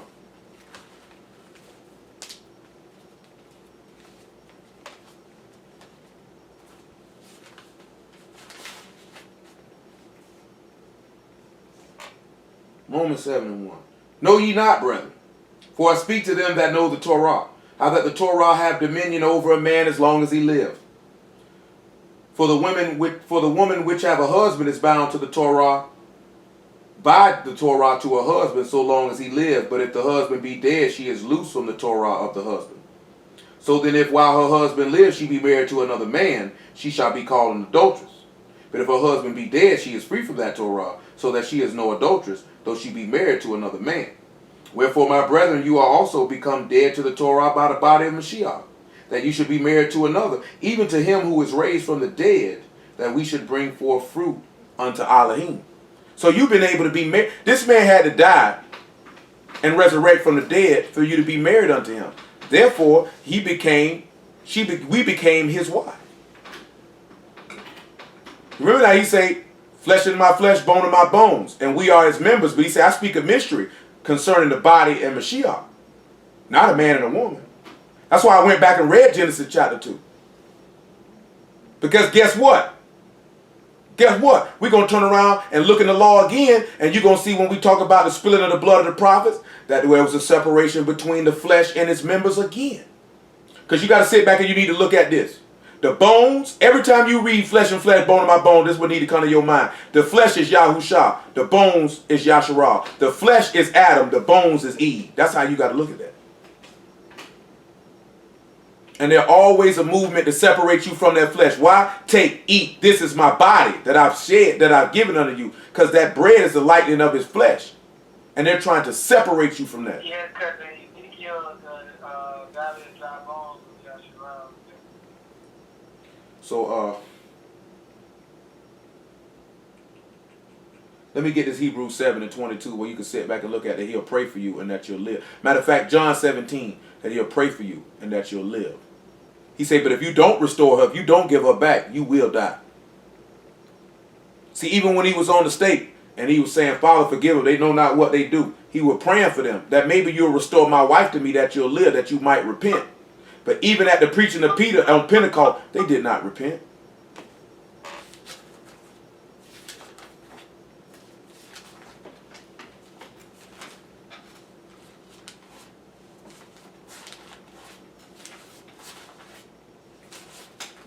What is it? John 17,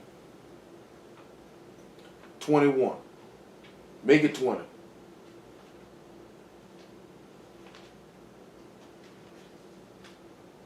Make it 9, then we'll drop down to 20 when I mention it.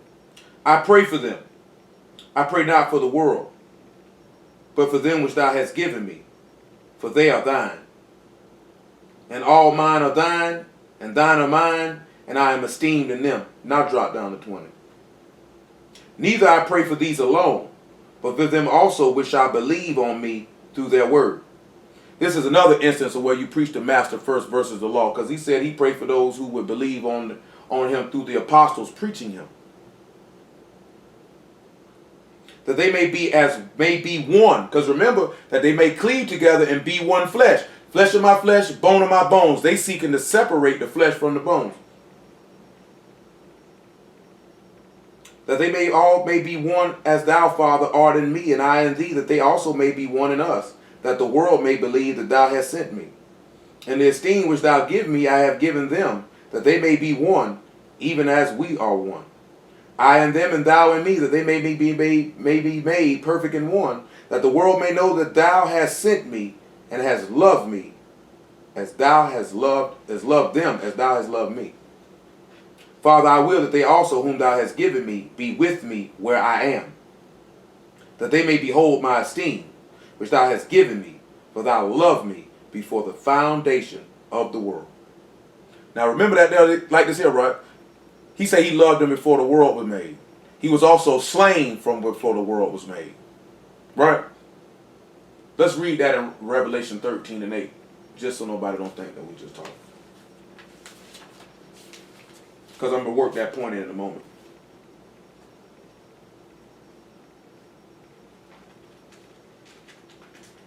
Revelation 13 and 8. All that dwell upon the earth shall worship him, whose names are not written in the book of life of the Lamb slain from the foundation of the world. His man's blood was shed before the world was even made. It was already shed.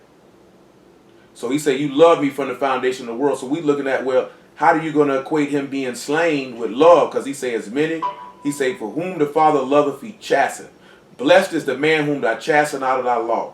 The chastening our chastisement was laid upon him according to Isaiah 53. So the love that the Father had for his son, he showed that in slaying him before the world was even made, because that was the love that he was going to manifest to his creation. And you can sit back and you can see that this is what I am about. That I love you enough to kill my son for your sins, so I don't have to kill you to preserve you. Because my son never sinned against me. He never went against me. You know what I'm saying? I know y'all going to go against me. So in order to redeem you, that you might turn around and serve me, I'll kill him. So I don't have to kill you. So that's why he say, when you cause me to wander from my father's house. Look at John chapter 6, about verse 23. Say, you cause me to wander from my father's house. Say, when you cause me to wander from my father's house. That's what I was also focusing in on too. You caused me to wander from my father's house. I know I mentioned Hebrews 7. I'll get to it in a minute. And that verse 13, he said, when Elohim caused me to wander from my father's house, he said, I said to my wife, this is the kindness which you'll show to me, that every place that we go, you'll say that that is my brother. So let's look at when he calls him to wander from his father's house, and then the kindness that he showed for you to say wherever you go, you're going to say this is my brother.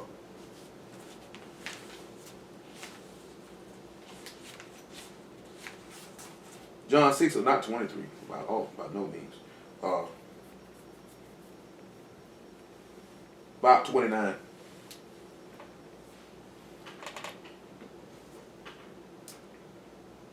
Then YAHUSHA answered and said unto him, this is the work of Elohim, that you believe on him whom he sent.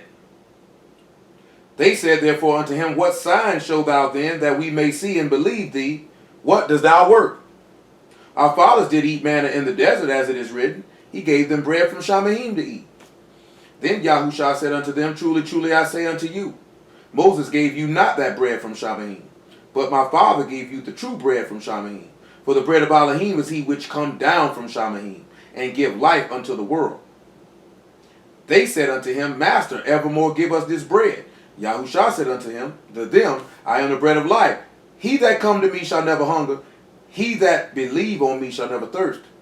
But I said unto you, that ye have also seen me, and believe not.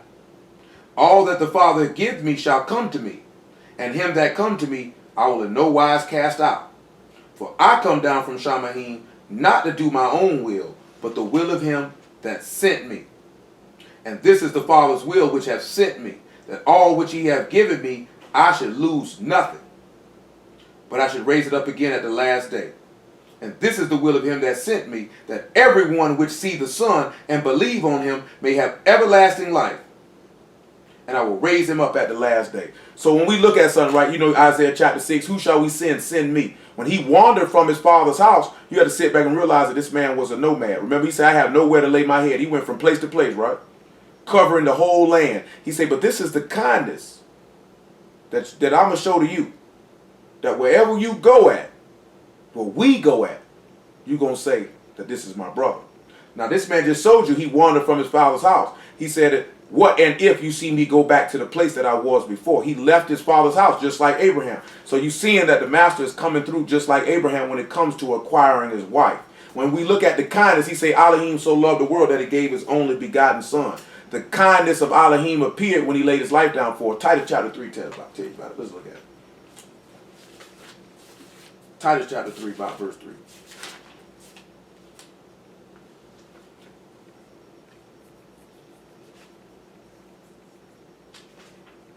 Titus 3 and 3.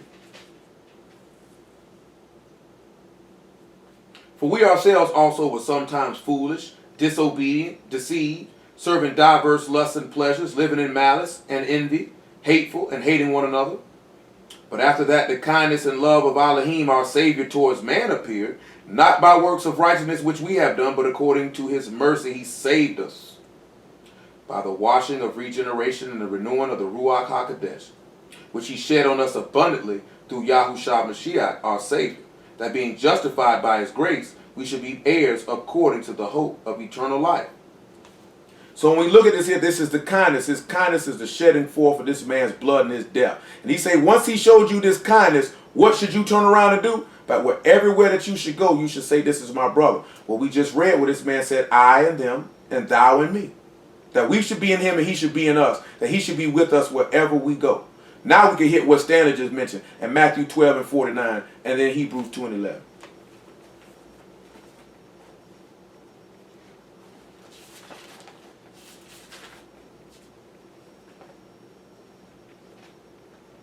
And 46.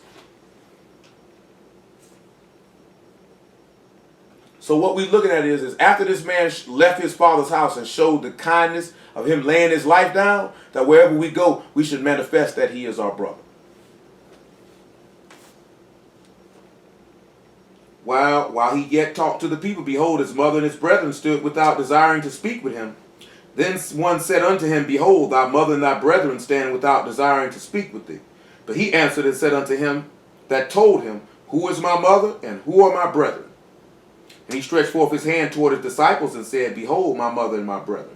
For whosoever shall do the will of my Father, which is in Shamahim, the same is my brother and sister and mother. So when we turn around and you look at it, once he done showed this kindness to you, this is kind of like what we were talking about last night in the thing. Once this man done showed you this kindness, he done performed this. Remember we read full of grace and truth in John chapter 1. He done did something he didn't have to do. You know what I'm saying? He said this is the grace of Elohim. It's a free gift. It's not of yourself. There's nothing that you did to be able to attain this redemption. He showed you this kindness. This man say, she's my father's daughter, not my mother's daughter. And she became my wife. Well, we see how she became his wife. Because he died and resurrected, and she became his wife. He said, and this is what came to pass after I left my father's house. This is the kindness that I showed to my wife, that wherever we go, she'll say that this is my brother. So we sit around and we look at this here. After the kindness of Elohim appeared, and he dwells in us, and we dwell in him, wherever we go, we should say this man is our brother by our behavior, because we're doing the will of the Father. This is showing forth YAHUSHA is my brother. Look at Matthew 23 so you can see that there. Well, he state this before we look at Hebrews 2 and 11. When the kindness of Elohim done appeared, this is where you sit back and you can show this is my brother, because we his wife. Because the whole objective of the world and of the scribe is to separate the flesh from the bones.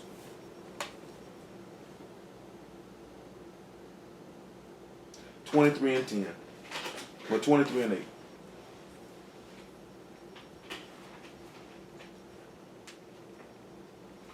But be ye not called rabbi, for one is your master, even Mashiach, and ye are all brethren. And call no man your father upon their raps, for one is your father, which is in Shamahim. Neither be called ye masters, for one is your master, even Mashiach. But he that is greatest among you, let him be among you shall be your servant. And whosoever shall exalt himself shall be abased, and he that humbleth himself shall be exalted. So we look at it, he said, you're all brethren. You're all brethren. It doesn't matter what a man of state is in the body, whatever that, at the end of the day, you all brethren. That's what he's telling you. Why is he telling you this? It's because he sat back and say that you should not rule over each other with rigor. He said, ye are my servants. You know what I'm saying? That's why he told this is in the law. This is in Leviticus 25. You won't rule over each other with rigor. You're my servants. You belong to me. I will rule over you. You all are brethren. You won't do each other like this. Why? Because everywhere you manifest his will, you showing it. That's why he say love your neighbors. You love yourself. You show yourselves to be brethren. That's why he say this is the commandment that you give, that I give, that you love each other as I have loved you, that the whole world might know that you my disciples. This is the kindness that I've shown to you. The kindness that I've shown to you, everywhere you go, manifest that. Ain't that what he said in John 13? Let's look at John 13 and 34. That's why that epistle letter in Hebrews 13 said, let brotherly love continue. Because you seeing Abraham showing brotherly love to his wife or to his sister. 13 and 31.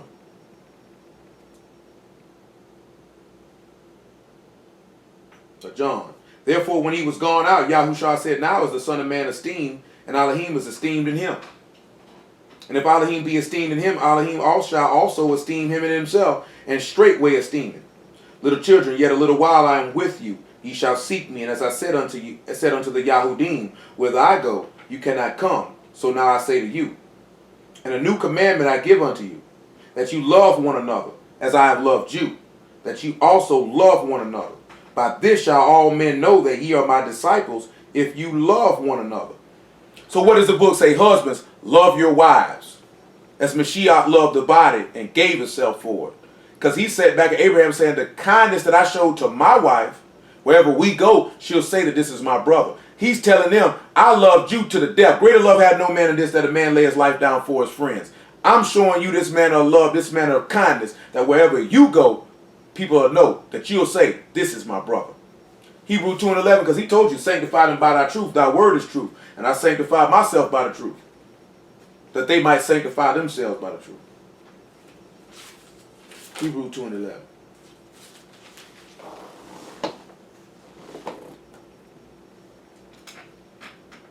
This is a bio bottle.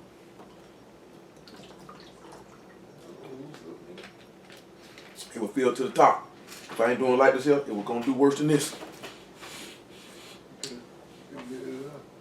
No, I wasn't expecting it to be filled. I didn't expect I filled it to the top. It's too late now. Yeah, it's too late now. Hebrews 2:11. Make it 2:9 though. Hebrews 2:9, what it is, about 10:26. But we see YAHUSHA, who was made a little lower than the Malachim, for the suffering of death, crowned with esteem and honor, that he by the favor of Elohim should taste death for every man. For it became him, for whom are all things, and by whom are all things, and bringing many sons unto esteem, to make the captain of our salvation perfect through sufferings. For both he that sanctified and they who are sanctified are all of one, for which cause he is not ashamed to call them brethren, saying, I will declare thy name unto my brethren, in the midst of the body will I sing praise unto thee. And again I will put my trust in him, and again, behold, I and the children which Elohim have given me.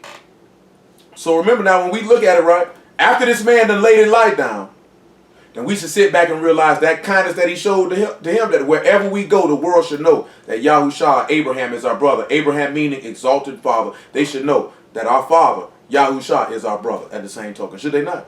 Because he said after he wandered from his father's house in the kindness, he left Shamahim, the kindness was him laying his life down, and after that, everywhere you go, you should say, this is my brother, by doing the will of Elohim. Now let's go back to Micah chapter 3. I think that's where we was at. If not, oh well. Because I don't remember. And I don't think nobody's going to remind me if I did. I hope that made sense.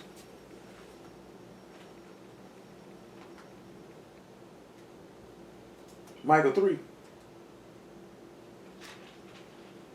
and 3.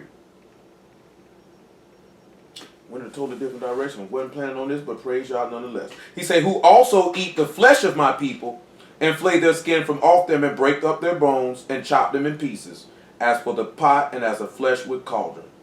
So again, we'll look at it again. We see flesh again, and we also see body or near kin. So what we understand is they eat the near kin of my people, and they flay his skin, or flay their skin. And remember, that's pashat. We just dealt with that. That means to strip off, to invade, to strip oneself. So we know that the scribes and Pharisees did this to the master. They stripped off his clothing, they invaded him, or again they came and they took it. Then he said they break off their bones and chop them in pieces. So then how do we sit back and we look at breaking off their bones and chopping them into pieces? When we sit back and we look at that, that's Pesach. Probably said a little wrong, but it's not Pesach, but Pesach. It says to cause to break or to burst forth or break forth or break out. To break out, to break up. But to break out in a joyful sound or to make a loud noise. So after they done flayed the skin off of him and stripped him, to break his bones, he made a loud noise. How did he make a loud noise? So they went to break his bones, or his limbs, or his external members. He made a loud noise, or his essence, or his substance. Let's look at we'll look at all three spots. Matthew 27.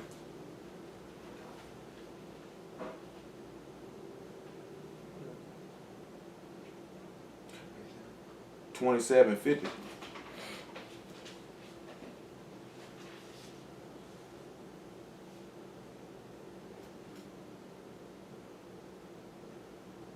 We're backing up to about 46.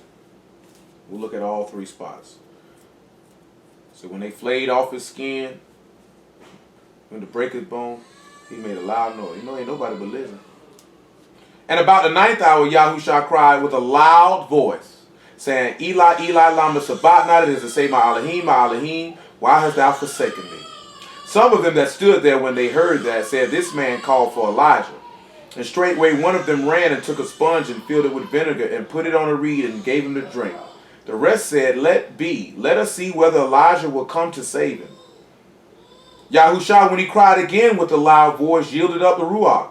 And behold, the veil of the temple was rent in twain from the top to the bottom, and the earth did quake, and the rocks rent. And the graves were opened, and many bodies of the Kadeshim which slept arose, and came out of the graves after his resurrection, and went into the Kadesh city, and appeared unto many. Now when the centurion and they that were with him watching YAHUSHA saw the earthquake and those things that were done, they feared greatly, saying, truly, this was the Son of Elohim. So we see that right here because it says substance. Well, we know in the side of that veil, what was behind that veil, or the substance of the Ark of the Covenant. But also, when he cried with that loud voice, the substance that will remove for him is what we'll see in John chapter 19 in a moment. Well, let's look at Mark though. Let's look at every instance where he cried out with a loud voice or shouted with joy. And we'll see how he shouted with joy. Because how would he shout with joy if he's saying all these things? We'll see how he shouted with joy. Let's look at Mark about what? 14. See if we got something in Mark. We don't need Mark 15. He don't say nothing there. But I know he said something in Luke 24 though. 23, my apologies. 23:45.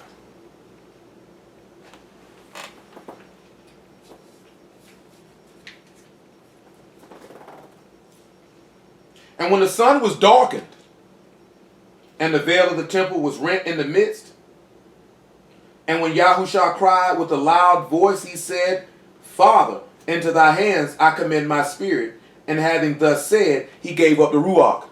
Now I'm going to just do this for informational purposes. Go to Psalms 31.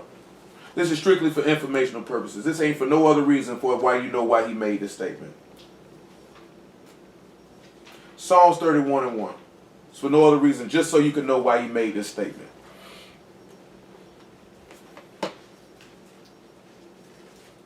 In thee, O Yahuwah, do I put my trust. Let me never be ashamed. Deliver me in thy righteousness. Because remember, we already read in Micah chapter 3 that it said that these men would be confounded or confused, right?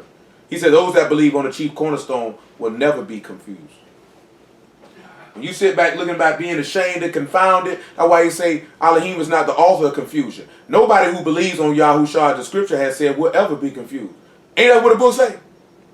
Look at 1 Peter chapter 2. I'll make sure that's what the book say. Because he said if you believe on him, you won't be confused. Please know that there's a difference from not understanding and being confused. 1 Peter 2:6. There's a difference. It's one thing I don't understand what that means versus being confused. You cannot understand what something means and not be confused. Confusion means, you know what it means to be confused, right? You know what it means to be confused. That basically means you don't know down is up and up is down and right is left and left. I don't know what's going on. Versus, I don't really understand what that means. You know what I'm saying? You could not. You ever been? Is there something where if you were confused about something that you really think in your mind I don't understand? Or I'm just confused.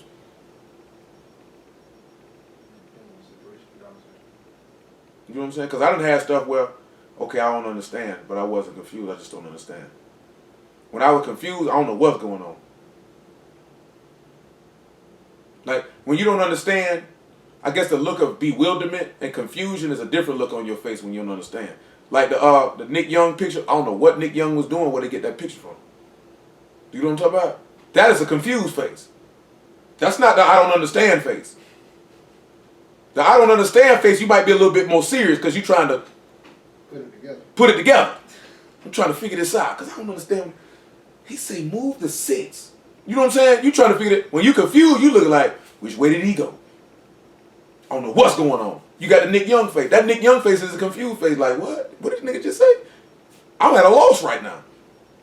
You know what I'm saying? That's what I'm trying to say, because I know they can seem to be the same, but when you really sit back and look at it, they kind of different, though.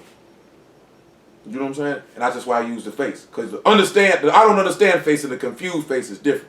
When you don't understand, boy, you look a little bit more serious. When you confused, your face just look crazy. Just, I don't know what's going on. You know what I'm saying? I don't know what just happened. That is the perfect example of a confused. That's the confused face. The Nick Young meme is the confused face. If y'all don't know the Nick Young meme, y'all know what I'm talking about when you see the nigga turning with them questions. Because if you don't know who Nick Young is, he's a basketball player. Not a very good one. Yeah, this is alright. It's not a very good one. Nigga shoots a lot. Nigga's a clown though. It's a funny nigga. You know what I'm talking about? All I know is he dates some white girl. And nigga told on him for banging hoes. You know what I'm talking about? And they say he's still cheating on his woman. So that's really intelligent. You know what I'm talking about? But y'all also seen that meme. You know what I'm talking about? That meme when he looking crazy, all them question marks around it, that's the confused face. When you don't understand, you be like this here. I'm trying to figure this out. You know what I'm saying? I'm trying to figure this out. That's what I'm saying. There's a little distinction between the two. Because confusion, you don't know what's going on. You don't understand. You trying to think and put 2 and 2 together. There's a difference, man. Verse 2 and 6 in 1 Peter. Wherefore it also contained in the scripture, behold, I lay in Zion a chief cornerstone, elect and precious. He that believe on him shall not be confounded. Well, you believe, you ain't going to be confused now. Because he said Elohim ain't the author of confusion. Come on back to Psalm 31. He ain't the author of confusion. Because if you confused in Elohim, you definitely ashamed. You can guarantee that. You know what I'm saying? Psalm 31 and 1 though. Or 31 and 2. So what he say now? Bow down thy ear to me. Deliver me speedily. Be thou my strong rock, for a house of defense to save me. For thou art my rock and my fortress. Therefore for thy name's sake lead me and guide me. Pull me out of the net that they have laid privily for me, for thou art my strength. Into thy hand I commit my ruach. Thou hast redeemed me, O Yahuwah, Elohim of truth. I have hated them that regard lying vanities, but I trust in Yahuwah. That's another reason why we smash out on idols. That man said, I hate them that regard lying vanities. Worthless words, lying words. Anybody follow an idol follows a lying vanity. Now you think these people going to be cool? I'm telling you, man, just sit back, we line them up, right? I was tripping. I went to get some Chinese food the other day. I won't go back around the neck. I had them paid for the food, looked up, and here go Buddha. Because you know every Chinese restaurant ain't got them statues in there. No, everyone I've been to. No, every one of them don't. You know what I'm saying? I'd have been somewhere they had nothing on the counter but menus. You know what I'm talking about? Straight up. I bet if you go to the Chinese restaurant on University of Spring Park, I bet you Buddha ain't in there. I can't remember the name of it. That thing been there for years. Yeah, that thing been there for years. You know what I'm talking about? Nigga, that thing been there for y'all were born.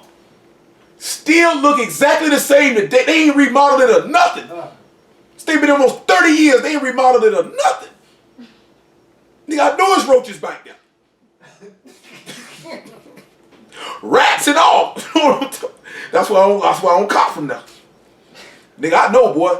Y'all ain't remodeled the building since I've been alive. Nigga, we used to smash some memes, boy. Nigga, I'm talking about that building looked the same. Nigga walking there like, really, bro?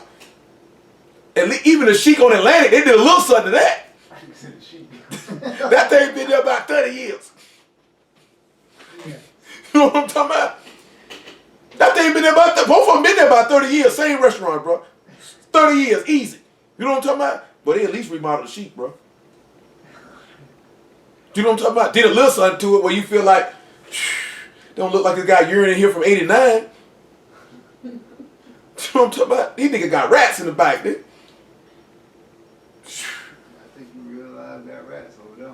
Like, realize mystery meat over there, yings. Cool, that's why I ain't going through that. They want around here talking about this some low chicken lo mein. Nigga got rat lo mein.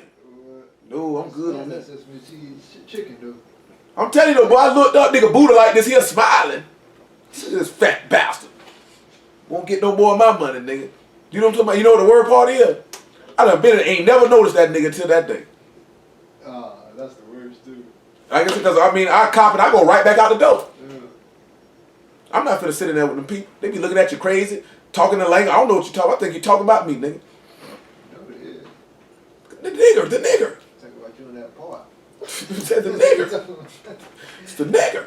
With the part. You know what I'm talking about? But not all jokes aside, though. He say it says that in Jeremiah. We read it. They say truly our fathers have inherited lies. So when you worship an idol, you worship in lies. Therefore, you're observing a lying vanity, and you're forsaking your own mercy. You know what I'm saying? So when you come at these people and you destroy their lie, they're not going to like you. That's why the master said, if I wouldn't have came and did the works that no other man did, they would have not had sin.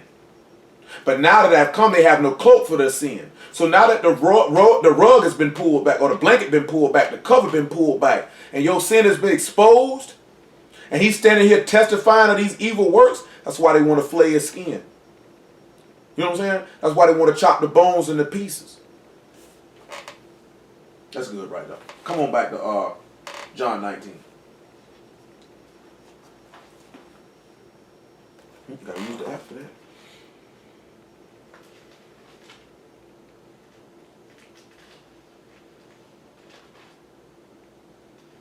$19 and $30. Make it 28. I know I mentioned 1 Thessalonians 2 and 14. We'll get to it in a minute. After this, YAHUSHA, knowing that all things were accomplished, that the scripture might be fulfilled, saith, I thirst. Now therefore there was a set vessel full of vinegar, and they filled a sponge with vinegar and put it upon hyssop. And he put it to his mouth. And when YAHUSHA therefore had received the vinegar, he said, it is finished. And he bowed his head and gave up the ruach. Now we know in verse 34 what happened. He ended up giving up his substance, like we talked about on Wednesday, right? The blood and the water. He ended up releasing that. So now again we see what Micah's talking about. We read this in Micah, and this is another thing what me and Troy were talking about the other day. You can read the English, and the English tell you one thing. But then when you sit back and see it, we actually see the testifying of his sufferings and the blood of the prophet being spilled. Because all this Micah's talking about is about a man or a prophet whose blood is about to be spilled. That's what he's talking about. Micah chapter 3 again.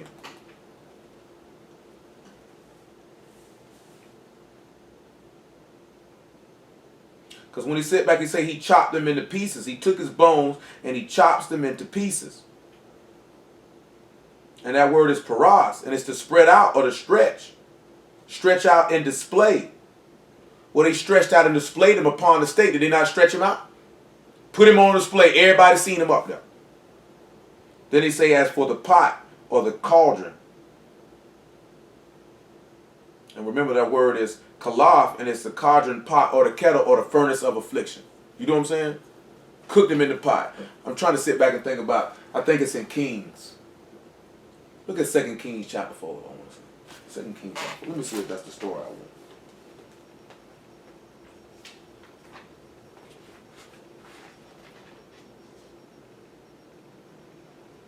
Second Kings chapter 6. Praise y'all. I took it straight on to it.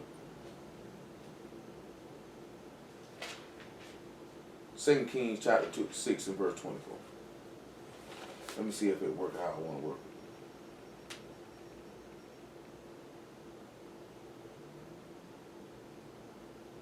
And it came to pass after this that Ben-Hadad, king of Syria, gathered all the host and went up and besieged Samaria.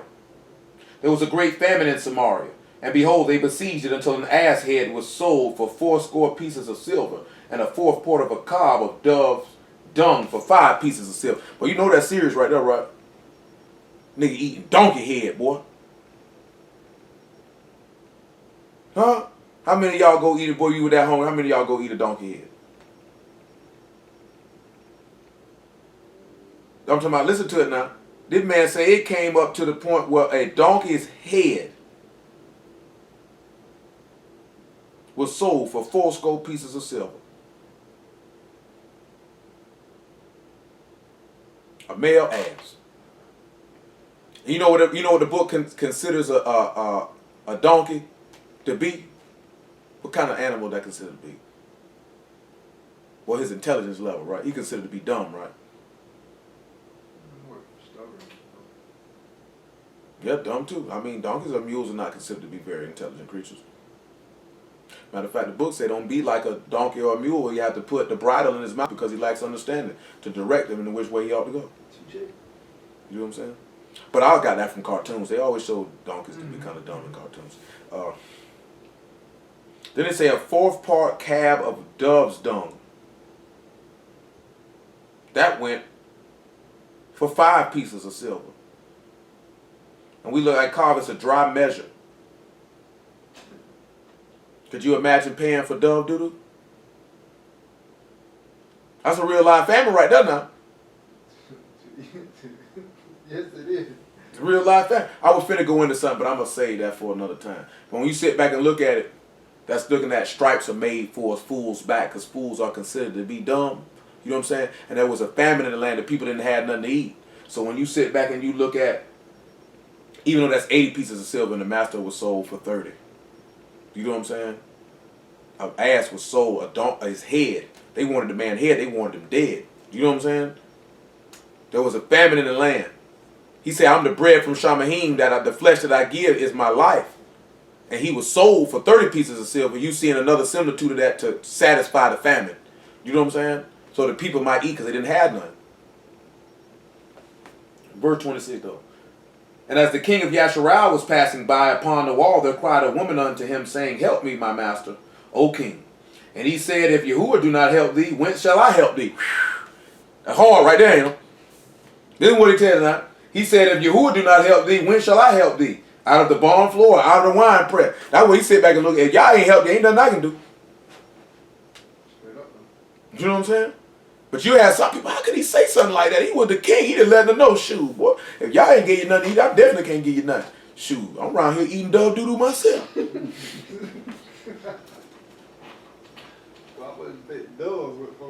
duke cost that much. 5 pieces of silk. Who? You trying to get, can't even find a dove. I'm the try, I can't catch him. I catch his poop though. And the king said unto her, what ail thee? And she answered, this woman said unto me, give me thy son, that we may eat him today, and we will eat my son tomorrow. So we boiled my son, and did eat him. And I said unto the next day, give thy son, that we may eat him. She hid her son. That's how you know they black. That's a nigga move. That's what being power trying to say. Like she tells in the Bible. How about I told you? Yeah, but y'all didn't tell her to do that. Somebody else. Yeah, being no dude, Bean Pie tried to say, see, they eat people in the Bible. Sure did. Y'all ain't got nothing to do with that, though. He didn't tell her to eat her son. That's what they not. Them 2 niggas we made in that agreement. Can't blame that on y'all. At all. But you can tell them black people, though. We gonna eat your son today. We gonna eat my son tomorrow. No, nigga, we gonna boil both of these niggas today. And we gonna save him for tomorrow. Gonna boil mine and then try to take off with yours. Gonna boil both of these niggas today in the same pot. You season them up right, too. They should probably have some cleavage. I had to. And it said, it came to pass when the king heard the words of the woman that he rent his clothes. And he passed by upon the wall, and the people looked, and behold, he had sackcloth upon his flesh. Then he said, Elohim, do so, and more also to me, if the head of Elisha, the son of Shaphat, shall stand on him this day. But Elisha sat in his house, and the elders sat with him. And the king sent a man from before him, but the messenger came to him, and he said to the elders, see ye how the son of a murderer hath sent to take away my head? Look, when the messenger come, shut the door, and hold him fast at the door. Is not the sound of his master's feet behind him? And while he yet talked with him, behold, the messenger came down unto him, and said, behold, this evil is of Yahuwah. What should I wait for Yahuwah any longer? They didn't realize everything that was going on, that was a Yah. I'm going to deal with this other part, most high willing, on tomorrow, what Elisha talking about. But what we came there for is the lady said, we boiled my son and we ate him, and the other one, she took her son and she hid him. You know what I'm saying? So what you looking at is a twofold thing, because they say to take the flesh and put it in the cauldron of the pot. So when you sitting back looking at it, they put her son in a pot and boiled him and ate him. This is again about the furnace of affliction. The trial of your faith is more precious than gold. They put this boy in a pot and boiled him. And then they ate him. You know what I'm talking about? Oh, you know what happened when you put something in the pot? It kind of sweat, right? Get real hot. You know what I'm talking about? Get a little moisture, a little dew condensation, get on stuff when you boil stuff. Well, guess what happened with the master when he was sitting back before he got ready to get killed in Luke 22? What he ended up doing? He was sweating real hard, wasn't he? Because they had to put him in the pot. And then after they put him in the pot, what did they turn around and do? They ate him, didn't they? Because he said, take, eat, this is my body, right? And then after that, the lady said, I'm going to take my son and I'm going to hide him. Then they put him in the grave for 3 days and hid him, didn't they? Then he came back out. Just the same thing. That's what they did to this man. That's what Micah telling you. They put him in a pot, right, to cook him up. Cook his flesh up, right? See, like I said, see, bean pie ain't ready for nothing like that. Oh, so you mean to tell me you really think this really about a lady eating her son bean pie? Matter of fact, why am I talking to who named you bean pie? Yeah, every time they said that, bro, I died. I know why they call him bean pie. Yeah. He a Nation of Islam, nigga. Yeah. So. I know why they call him. Oh, matter of fact, that's creeping around the corner, ain't it? The 24th, that's creeping right around the corner. Oh yeah, we probably not gonna have to debate, little buddy. Well, I think he got me up out of that one now. Yeah, I ain't want to have to embarrass that dude in front of all his friends. I'm sure we're gonna do it too. If you call me out my name, my debate's over. Yeah, that's the really thing to tell somebody who don't want to talk to you. Don't call you a nigga and you gonna end like what you gonna end the debate? Oh man. Oh, they gonna go out a nigga and walk away. And walk away. You know what I'm saying? Like, come on, bro. You gonna tell me you gonna end the debate like, shucks. I was sure looking to complete that. That's the first thing I say. Straight up, if that's what's gonna get it over with, come on back to Micah chapter 3. Like, bro, I don't even want to talk to you, bro. Not about this topic. What he tried to switch on when I was like, bro, what you saying that we don't believe, bro, we believe that and we told you that already. Well, let's debate the Greek. Dude, what? I'm not finna sit here and debate you about was the New Testament written in Greek, cuz. Definitely not finna debate you about can you say Jesus or not. And you want me to come out here at 12:30, bro? In Hemming Plaza, bro? In July?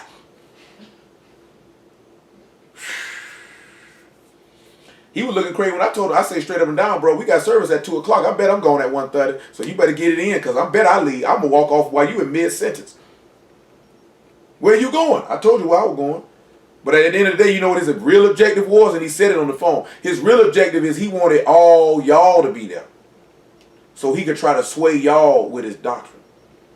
My whole thing was, if you didn't agree with what I was preaching, why did you even comment on the video? Why did you even ask could you come around and fellowship with us? Why would you even do that? I don't understand that. He said that for real. You trying to sway. Yes, of course. I mean, he said that on the phone. If y'all can go look on He That Have Clean Hands and a Pure Heart video and look at the comments and you'll see where he said it again. Y'all don't got to believe me that he said it. Go look on his comments. You can see it yourself. Straight up. You know, you hear people just come and have an open mind. Huh? Y'all still gonna get a debate? No, he was supposed to do that he wanted to do it on the, that's how I know he didn't want to do it. Because it was supposed to be today. Then it went to the 23rd. Then it went to the 30th. Oh, you didn't want to do that for real. Because I don't need no time to prepare. Man, we could have did it right then.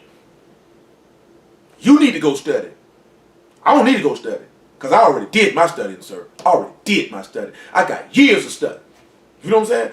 This topic you asking to debate is nothing for me to study. I can do this in my sleep. I don't have to prepare. You could have called me and said, let's debate right now. Let's get it. See, I ain't going to do like Anderson Silva did, get called up to fight last minute and get beat up. You know what I'm talking about? That nigga got whooped. Yeah, he got whooped. You know what I'm talking about? Hey, short notice. You gotta get that nigga a pass.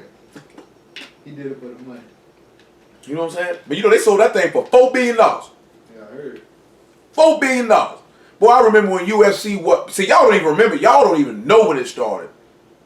But I remember when it started. I used to be watching the old tapes at my homeboy Jeff house. You know what I'm saying? Vietnamese cat. Weird dude, man. Had pornos in his roof. Go in his room, he just remove a little thing. He got pornos for days. And I'm like, how did you even attain all this pornographic material? And I don't know if I want to sit in your room no more.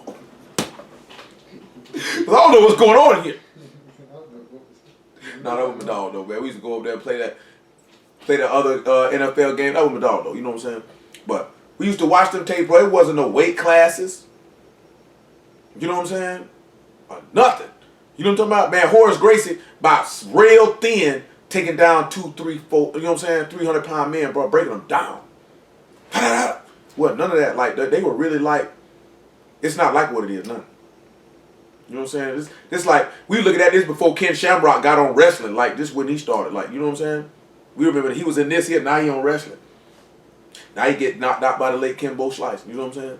Kimbo beat the dog snot out that white man. That white man was talking a lot of trash about that black man. That black man beat the dog snot out of him, boy. You can do all that training y'all you want to. You done ran across a nigga in the street. You know what I'm talking about? But he still got some training to know how to do that stuff too at the same time. But boy, Kimbo knocked that nigga out. You know what I'm talking about? They might be old now. They were old now. They supposed to fought when I was in prison. The son went down and ain't fight. And that's when he fought that white boy. And that white boy knocked Kimbo Slice out.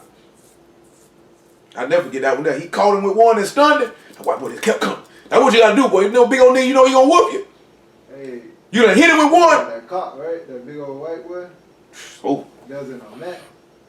Hey, they went for a little minute though. Like Kimbo was hitting him with some haymakers. That white boy was like strong. He was dazed. Yeah, that white boy. Strong jaw now. And he done came back. I ain't finna sit there. I couldn't be no fighter. That's when he got You ain't finna pay me. Anybody finna be hitting on me like that. I don't care how much money you paying me, man. I come up my eye all swole, face all black and blue. Boy, I be seeing some dudes after them boxing matches, boy, they look like the Elephant Man, man. That check you talking about ain't worth that. It ain't worth it. Ain't but 2 boxers I seen face ain't get messed up, but one of them brain got messed up. Muhammad Ali and Mayweather. You know what I'm saying? They talk trash about Mayweather. I bet Mayweather won't have Parkinson's disease because nigga ain't hit him. You know, see Mike face messed up either though. Yeah, but look at his brain. I mean, that nigga been like that. You can't even say that. You know what I'm saying? But what I'm talking about is this here though, right? And sit back and show like the objective of, a lot of people forget this, the objective of boxing is not to get hit, truth be told. Yeah. That's what boxing is. Most people don't really know, most people look at boxing as you're supposed to knock somebody out. Mm-hmm. But the true objective of boxing is not to get hit. Yeah. You know what I'm saying? Well, then we turn around and we look at it and we just use it as an analogy with the word. The true objective of the word is to not to get hit with the wrath of Elohim, is to avoid sin, to dodge it, to move up out of it. You know what I'm saying? That's the objective, not to get hit. I ain't trying to get, because if I get hit with sin, it's going to take me down and I'm done. You know what I'm talking about? Because boy, if Mike Tyson hit you, you were through, boy. You were through. You supposed to look at sin in the same, we supposed to look at sin like Mike Tyson. Boy, how many of y'all going to let Mike Tyson get a free swing on you? Boy, that man's a devastating right hook and uppercut. Bruh. Boy, I seen that uppercut buckle some strong men, boy. I seen the tape. I seen the tape. Boy, some of them I seen live. You ain't want to get hit with that. Ain't none of y'all who was trying to meet Kimbo Slice in no dark alley talking about let's do it. No, sir.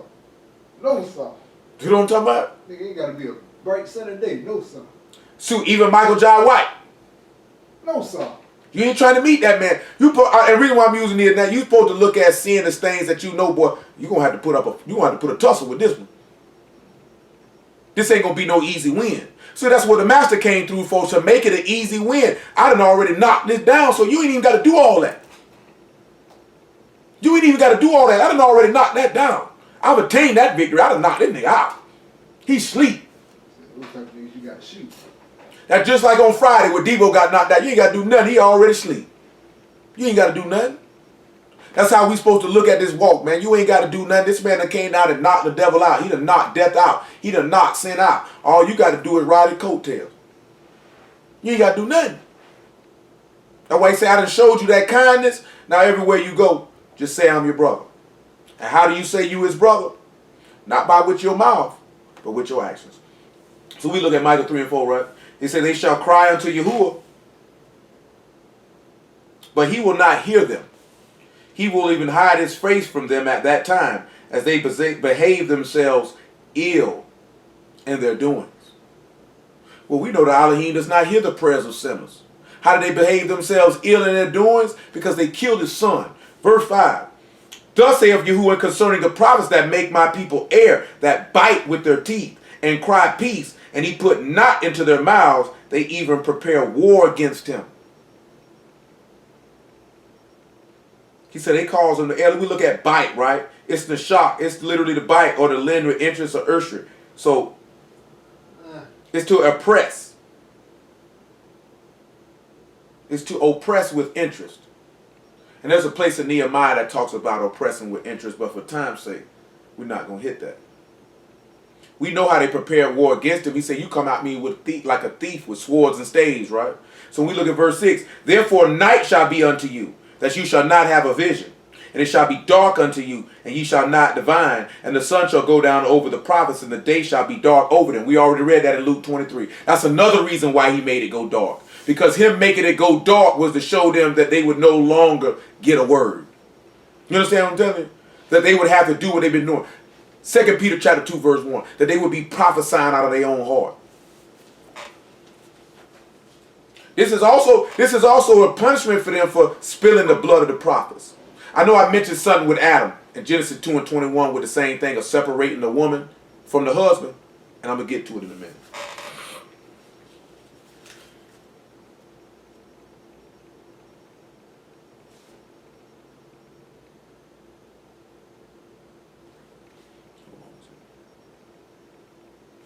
Second Peter 2 and 1.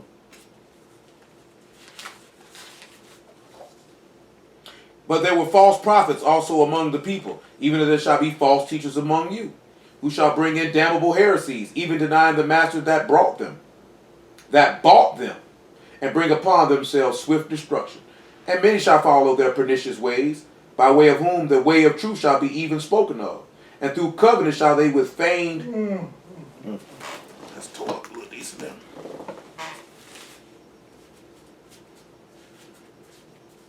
And through covenant shall they with feigned words make merchandise of you, whose judgment now of a long time linger not, and their damnation slumber not. Because this is the same type of thing.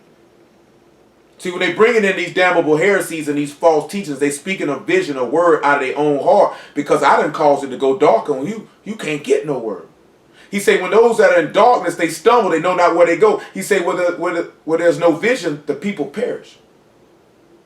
But when there's no vision, that's because he's made it dark. Why has he made it dark? Because they walk in darkness, because light illuminates the whole room and make manifest. Therefore, you can make manifest the word to the people that they might be saved. That's why they got false burdens or a false oracle or worthless words. Verse 7 of Micah chapter 3.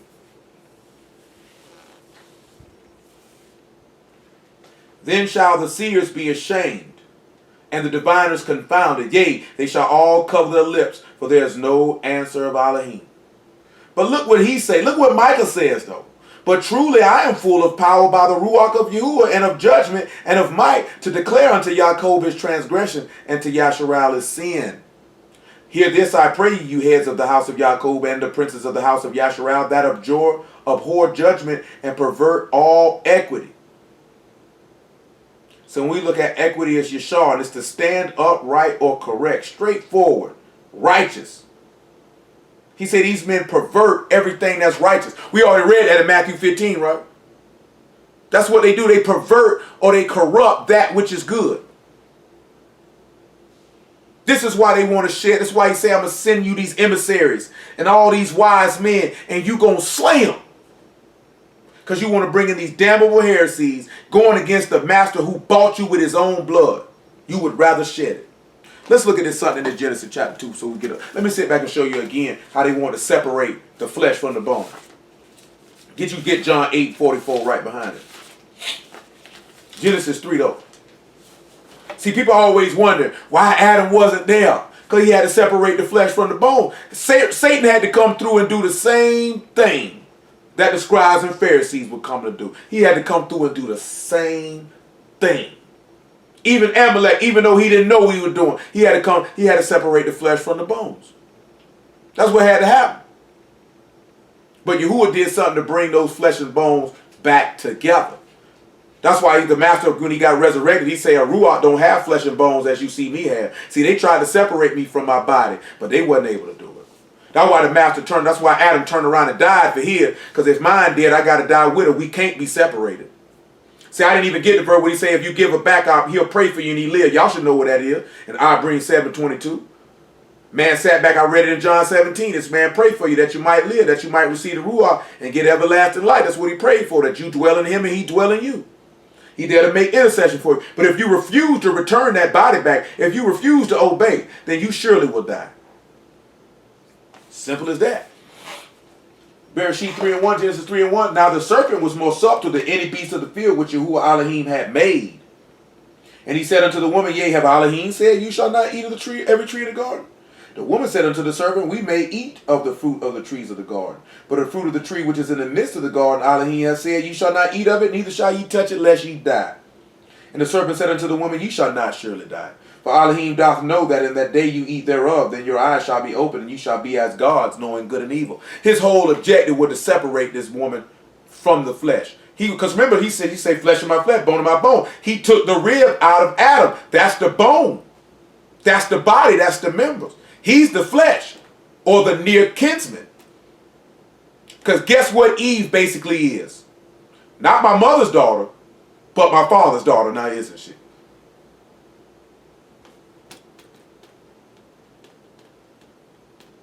And when the woman saw that the tree was good for food, and it was pleasant to the eyes, and a tree to be desired to make one wise, she took the fruit thereof and did eat, and gave also unto her husband with her, and he did eat. So he went ahead and sit back and look at, I can't be separated from him. I can't be separated from him. He didn't want to be separated from his member, because he didn't have to die with her, did he? He didn't have to do it. But showing the precursor to your Savior, he went ahead and did that. Showing a precursor to your Savior, he went ahead and did that. Let's go back to Micah chapter 3. I would say with that as well, since Eve was created from his bone, she wasn't created from the earth. Well, she was not. That's correct. That is correct. That is correct. That's why I said, that's why she would be his father's daughter. You know what I'm saying? Because we could look at, as we looked at before, the Garden of Eden, he said Jerusalem would be like the Garden of Eden, right? So then he's look at, that's the mother of us all. You know what I'm saying? Because we would sit back and look at the Garden of Eden as being a similitude to Mary's womb. And then him putting his ruach in that womb and creating a man. You know what I'm saying? Immaculate conception. But then we turn around, as they would like to say, but it's just basically this man doing what he do. Second Adam, basically. That's, instead of saying immaculate conception, we would just say second Adam. To be honest, you know what I'm saying? But when we look at Eve, she is literally his father's daughter. Because he literally married his sister. You know what I'm saying? That's his near kinsman. He literally married his sister. Just like Abraham did. Just like YAHUSHA did. He'd do the same thing. They all had to marry their sister. Adam married his sister. That's his near kinsman. If we look at it, that is his sister. She came about him, right? Abraham married his sister, father's daughter. Adam married his sister, father's daughter. YAHUSHA married his sister, his father's daughter. Not my mother's daughter, though. You know what I'm saying? Just like he mentioned, like, okay, we know the law say that, but also because he's making the distinction of setting something up of the master. You know what I'm saying? Because the master got to come through and he got to be Abraham and he got to be Adam. So when we look at verse 7, right? Or verse 8, I should say, we're in verse 9 or verse 10. So what he said, they build up Zion with blood and Jerusalem with iniquity. Well, we know what these prophets did. They say, let his blood be on our children's children. They spilled that man's blood. Listen what he said. The heads thereof judge for reward, and the priests thereof teach for hire, and the prophets thereof divine for money. Yet will they lean upon Yahuwah and say, is not Yahuwah among us? None evil can come upon us. This is why Peter and Paul, this is why Saul and Kepha constantly told you, don't preach for filthy lucre's sake. Because he was already telling you what the scribes and Pharisees were doing. Because he told you in Luke chapter 12 about verse 15, they were covetous. They were covetous. They wanted that cash. That's why they say if you come to the altar and bring a gift, you can disrespect your parent. Let me get that cash, bro. That's all they cared about. And the master coming through crashing all that. Well, we got to kill him. We got to put a hit out on him. 3 and 12. Therefore shall Zion for your sake be plowed as a field, and Jerusalem shall become heaps, and the mountains, and the mountain of the high house as the high places of the forest. So coming back to Luke chapter 11. Well, let me get 1 Thessalonians 2 and 13. I went a way different direction than what I intended, but told y'all nonetheless. So when we turn around and you look at, do you see how they spilled the blood of the prophet? And why did they spill the blood of the prophet? Because they wanted to separate him from his wife. That's the same reason why, oh, that's right, I mentioned John 8:44. My apologies. Because like I mentioned to y'all in the chat, you see in Adam being the first prophet that was slain physically. You know what I'm saying? Because look at what the master calls the devil. John 8:44. Ye of your father the devil, and the lust of your father ye will do. He was a murderer from the beginning, and abode not in the truth, because there is no truth in him.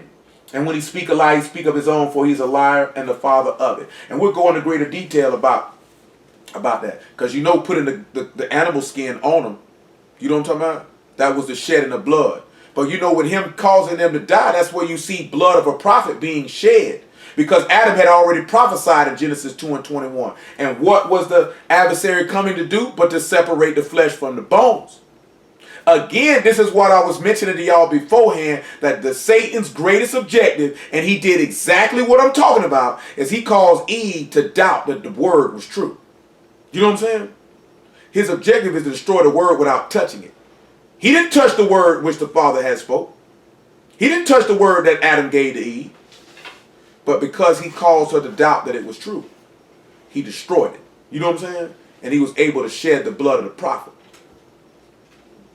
This has been going on since the foundation of the world. The shedding of the blood of the prophet. The moving of separating the flesh from the bones, or YAHUSHA from his body, or the Yahuwah from the members, or the congregation or assembly. And you have to be careful of that, because that's what false prophets seek to do. That's what those who are evil, those that love evil and hate good, that's what they seek to do. Is to separate the people from Mashiach. So again, I say that to say this. If somebody is coming through, enticing you to commit sin, stamping you committing sin, participating in committing sin, their objective is to separate you from Mashiach. And that is the ruach of wickedness that worked in the children of Satan from the foundation of the world. And you would have to know from that manifestation that they are Satan's child. They are the serpent's seed, because only his seed seeks to separate the bone from the flesh. Those that are of the flesh seek to make the flesh, the flesh meaning being of YAHUSHA, seek to make the flesh and the bones come together. So they be one flesh and they cleave to one another. Ain't that what they supposed to do? So if somebody's coming to separate you from the flesh or separate you from Mashiach, that means they are the devil. Ain't no way around that. Because the book done pretty much established that, has it not? Now we go to 1 Thessalonians 2:13. And then we'll finish that Luke chapter 11. It's amazing. Praise y'all. It's amazing how I did like this here, because I wasn't intending on going through Micah like that. Hey, real quick, what was Adam's prophecy? Say a man leave his father and his mother's house and shall cleave unto his wife, and they shall become one flesh. He had no father and mother to speak on when it came to that. He never had a father's house or a mother's house to leave.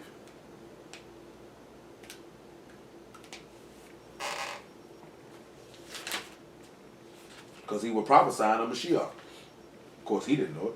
Well, I just thought about something. Mm-hmm. Go ahead. You say he was talking about Mashiach. Yeah. That's right. It made me think about Mashiach kind of leave from being on high with Yahuwah, so that's kind of like leaving his father's house. That's exactly what it is. Going to be with his wife. That's exactly what that is.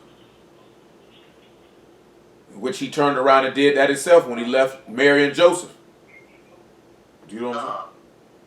Time for me to go be with my wife and be one flesh. That's why he gave his mama away. Mama, I'm gone. It's time for me to cleave to my wife. Fulfilling what Adam prophesied from the beginning. He had to slay. That's what Satan always been out to slay the blood of the prophets. And that spirit works in his children to this day. Satan's children don't love the prophets of Yahuwah.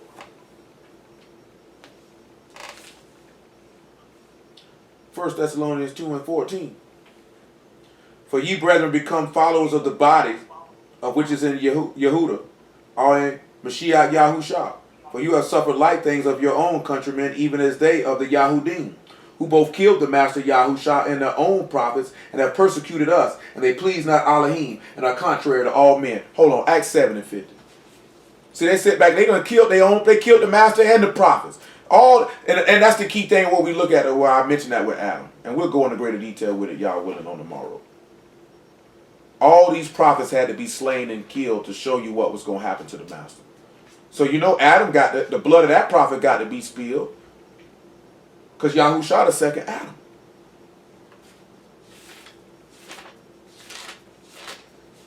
So, Acts 7 and 50. 51. Ye stiff-necked and uncircumcised in heart and ears, you do always resist the Ruach HaKodesh, as your fathers did, so do ye. Which of the prophets have not your fathers persecuted? And they have slain them which showed before of the coming of the just one, of whom you are now betrayers and murderers, who have received the Torah by dispensation of Malachim, and have not kept it. This is why they want to do all this stuff to the master. Luke 11 and 45. 46, that's where we start at. Ain't that's all that just coming on talking about how these men didn't want to move these burdens. And how the master came to want to move these burdens. Because at the end of the day, they wanted to separate a man from his wife. And he said, woe unto you also, ye lawyers, for you laid men with burdens grievous to be borne, and you yourselves touch not the burdens with one of your fingers. Woe unto you, for you build the sepulchres of the prophets, and your fathers have killed them. Truly you bear witness that you allow the deeds of your fathers, for they indeed killed them, and you build their sepulchres. He said, you bear witness, you stamp it. Therefore also said the wisdom of Elohim, I will send them prophets and apostles, and some of them they shall slay and persecute, that the blood of all the prophets which was shed from the foundation of the world may be required of this generation. From the blood of Abel unto the blood of Zechariah which perished between the altar and the temple. Truly I say unto you, it shall be required of this generation. Hallelujah, hallelujah for YAHUSHA in the word. We stop it right there.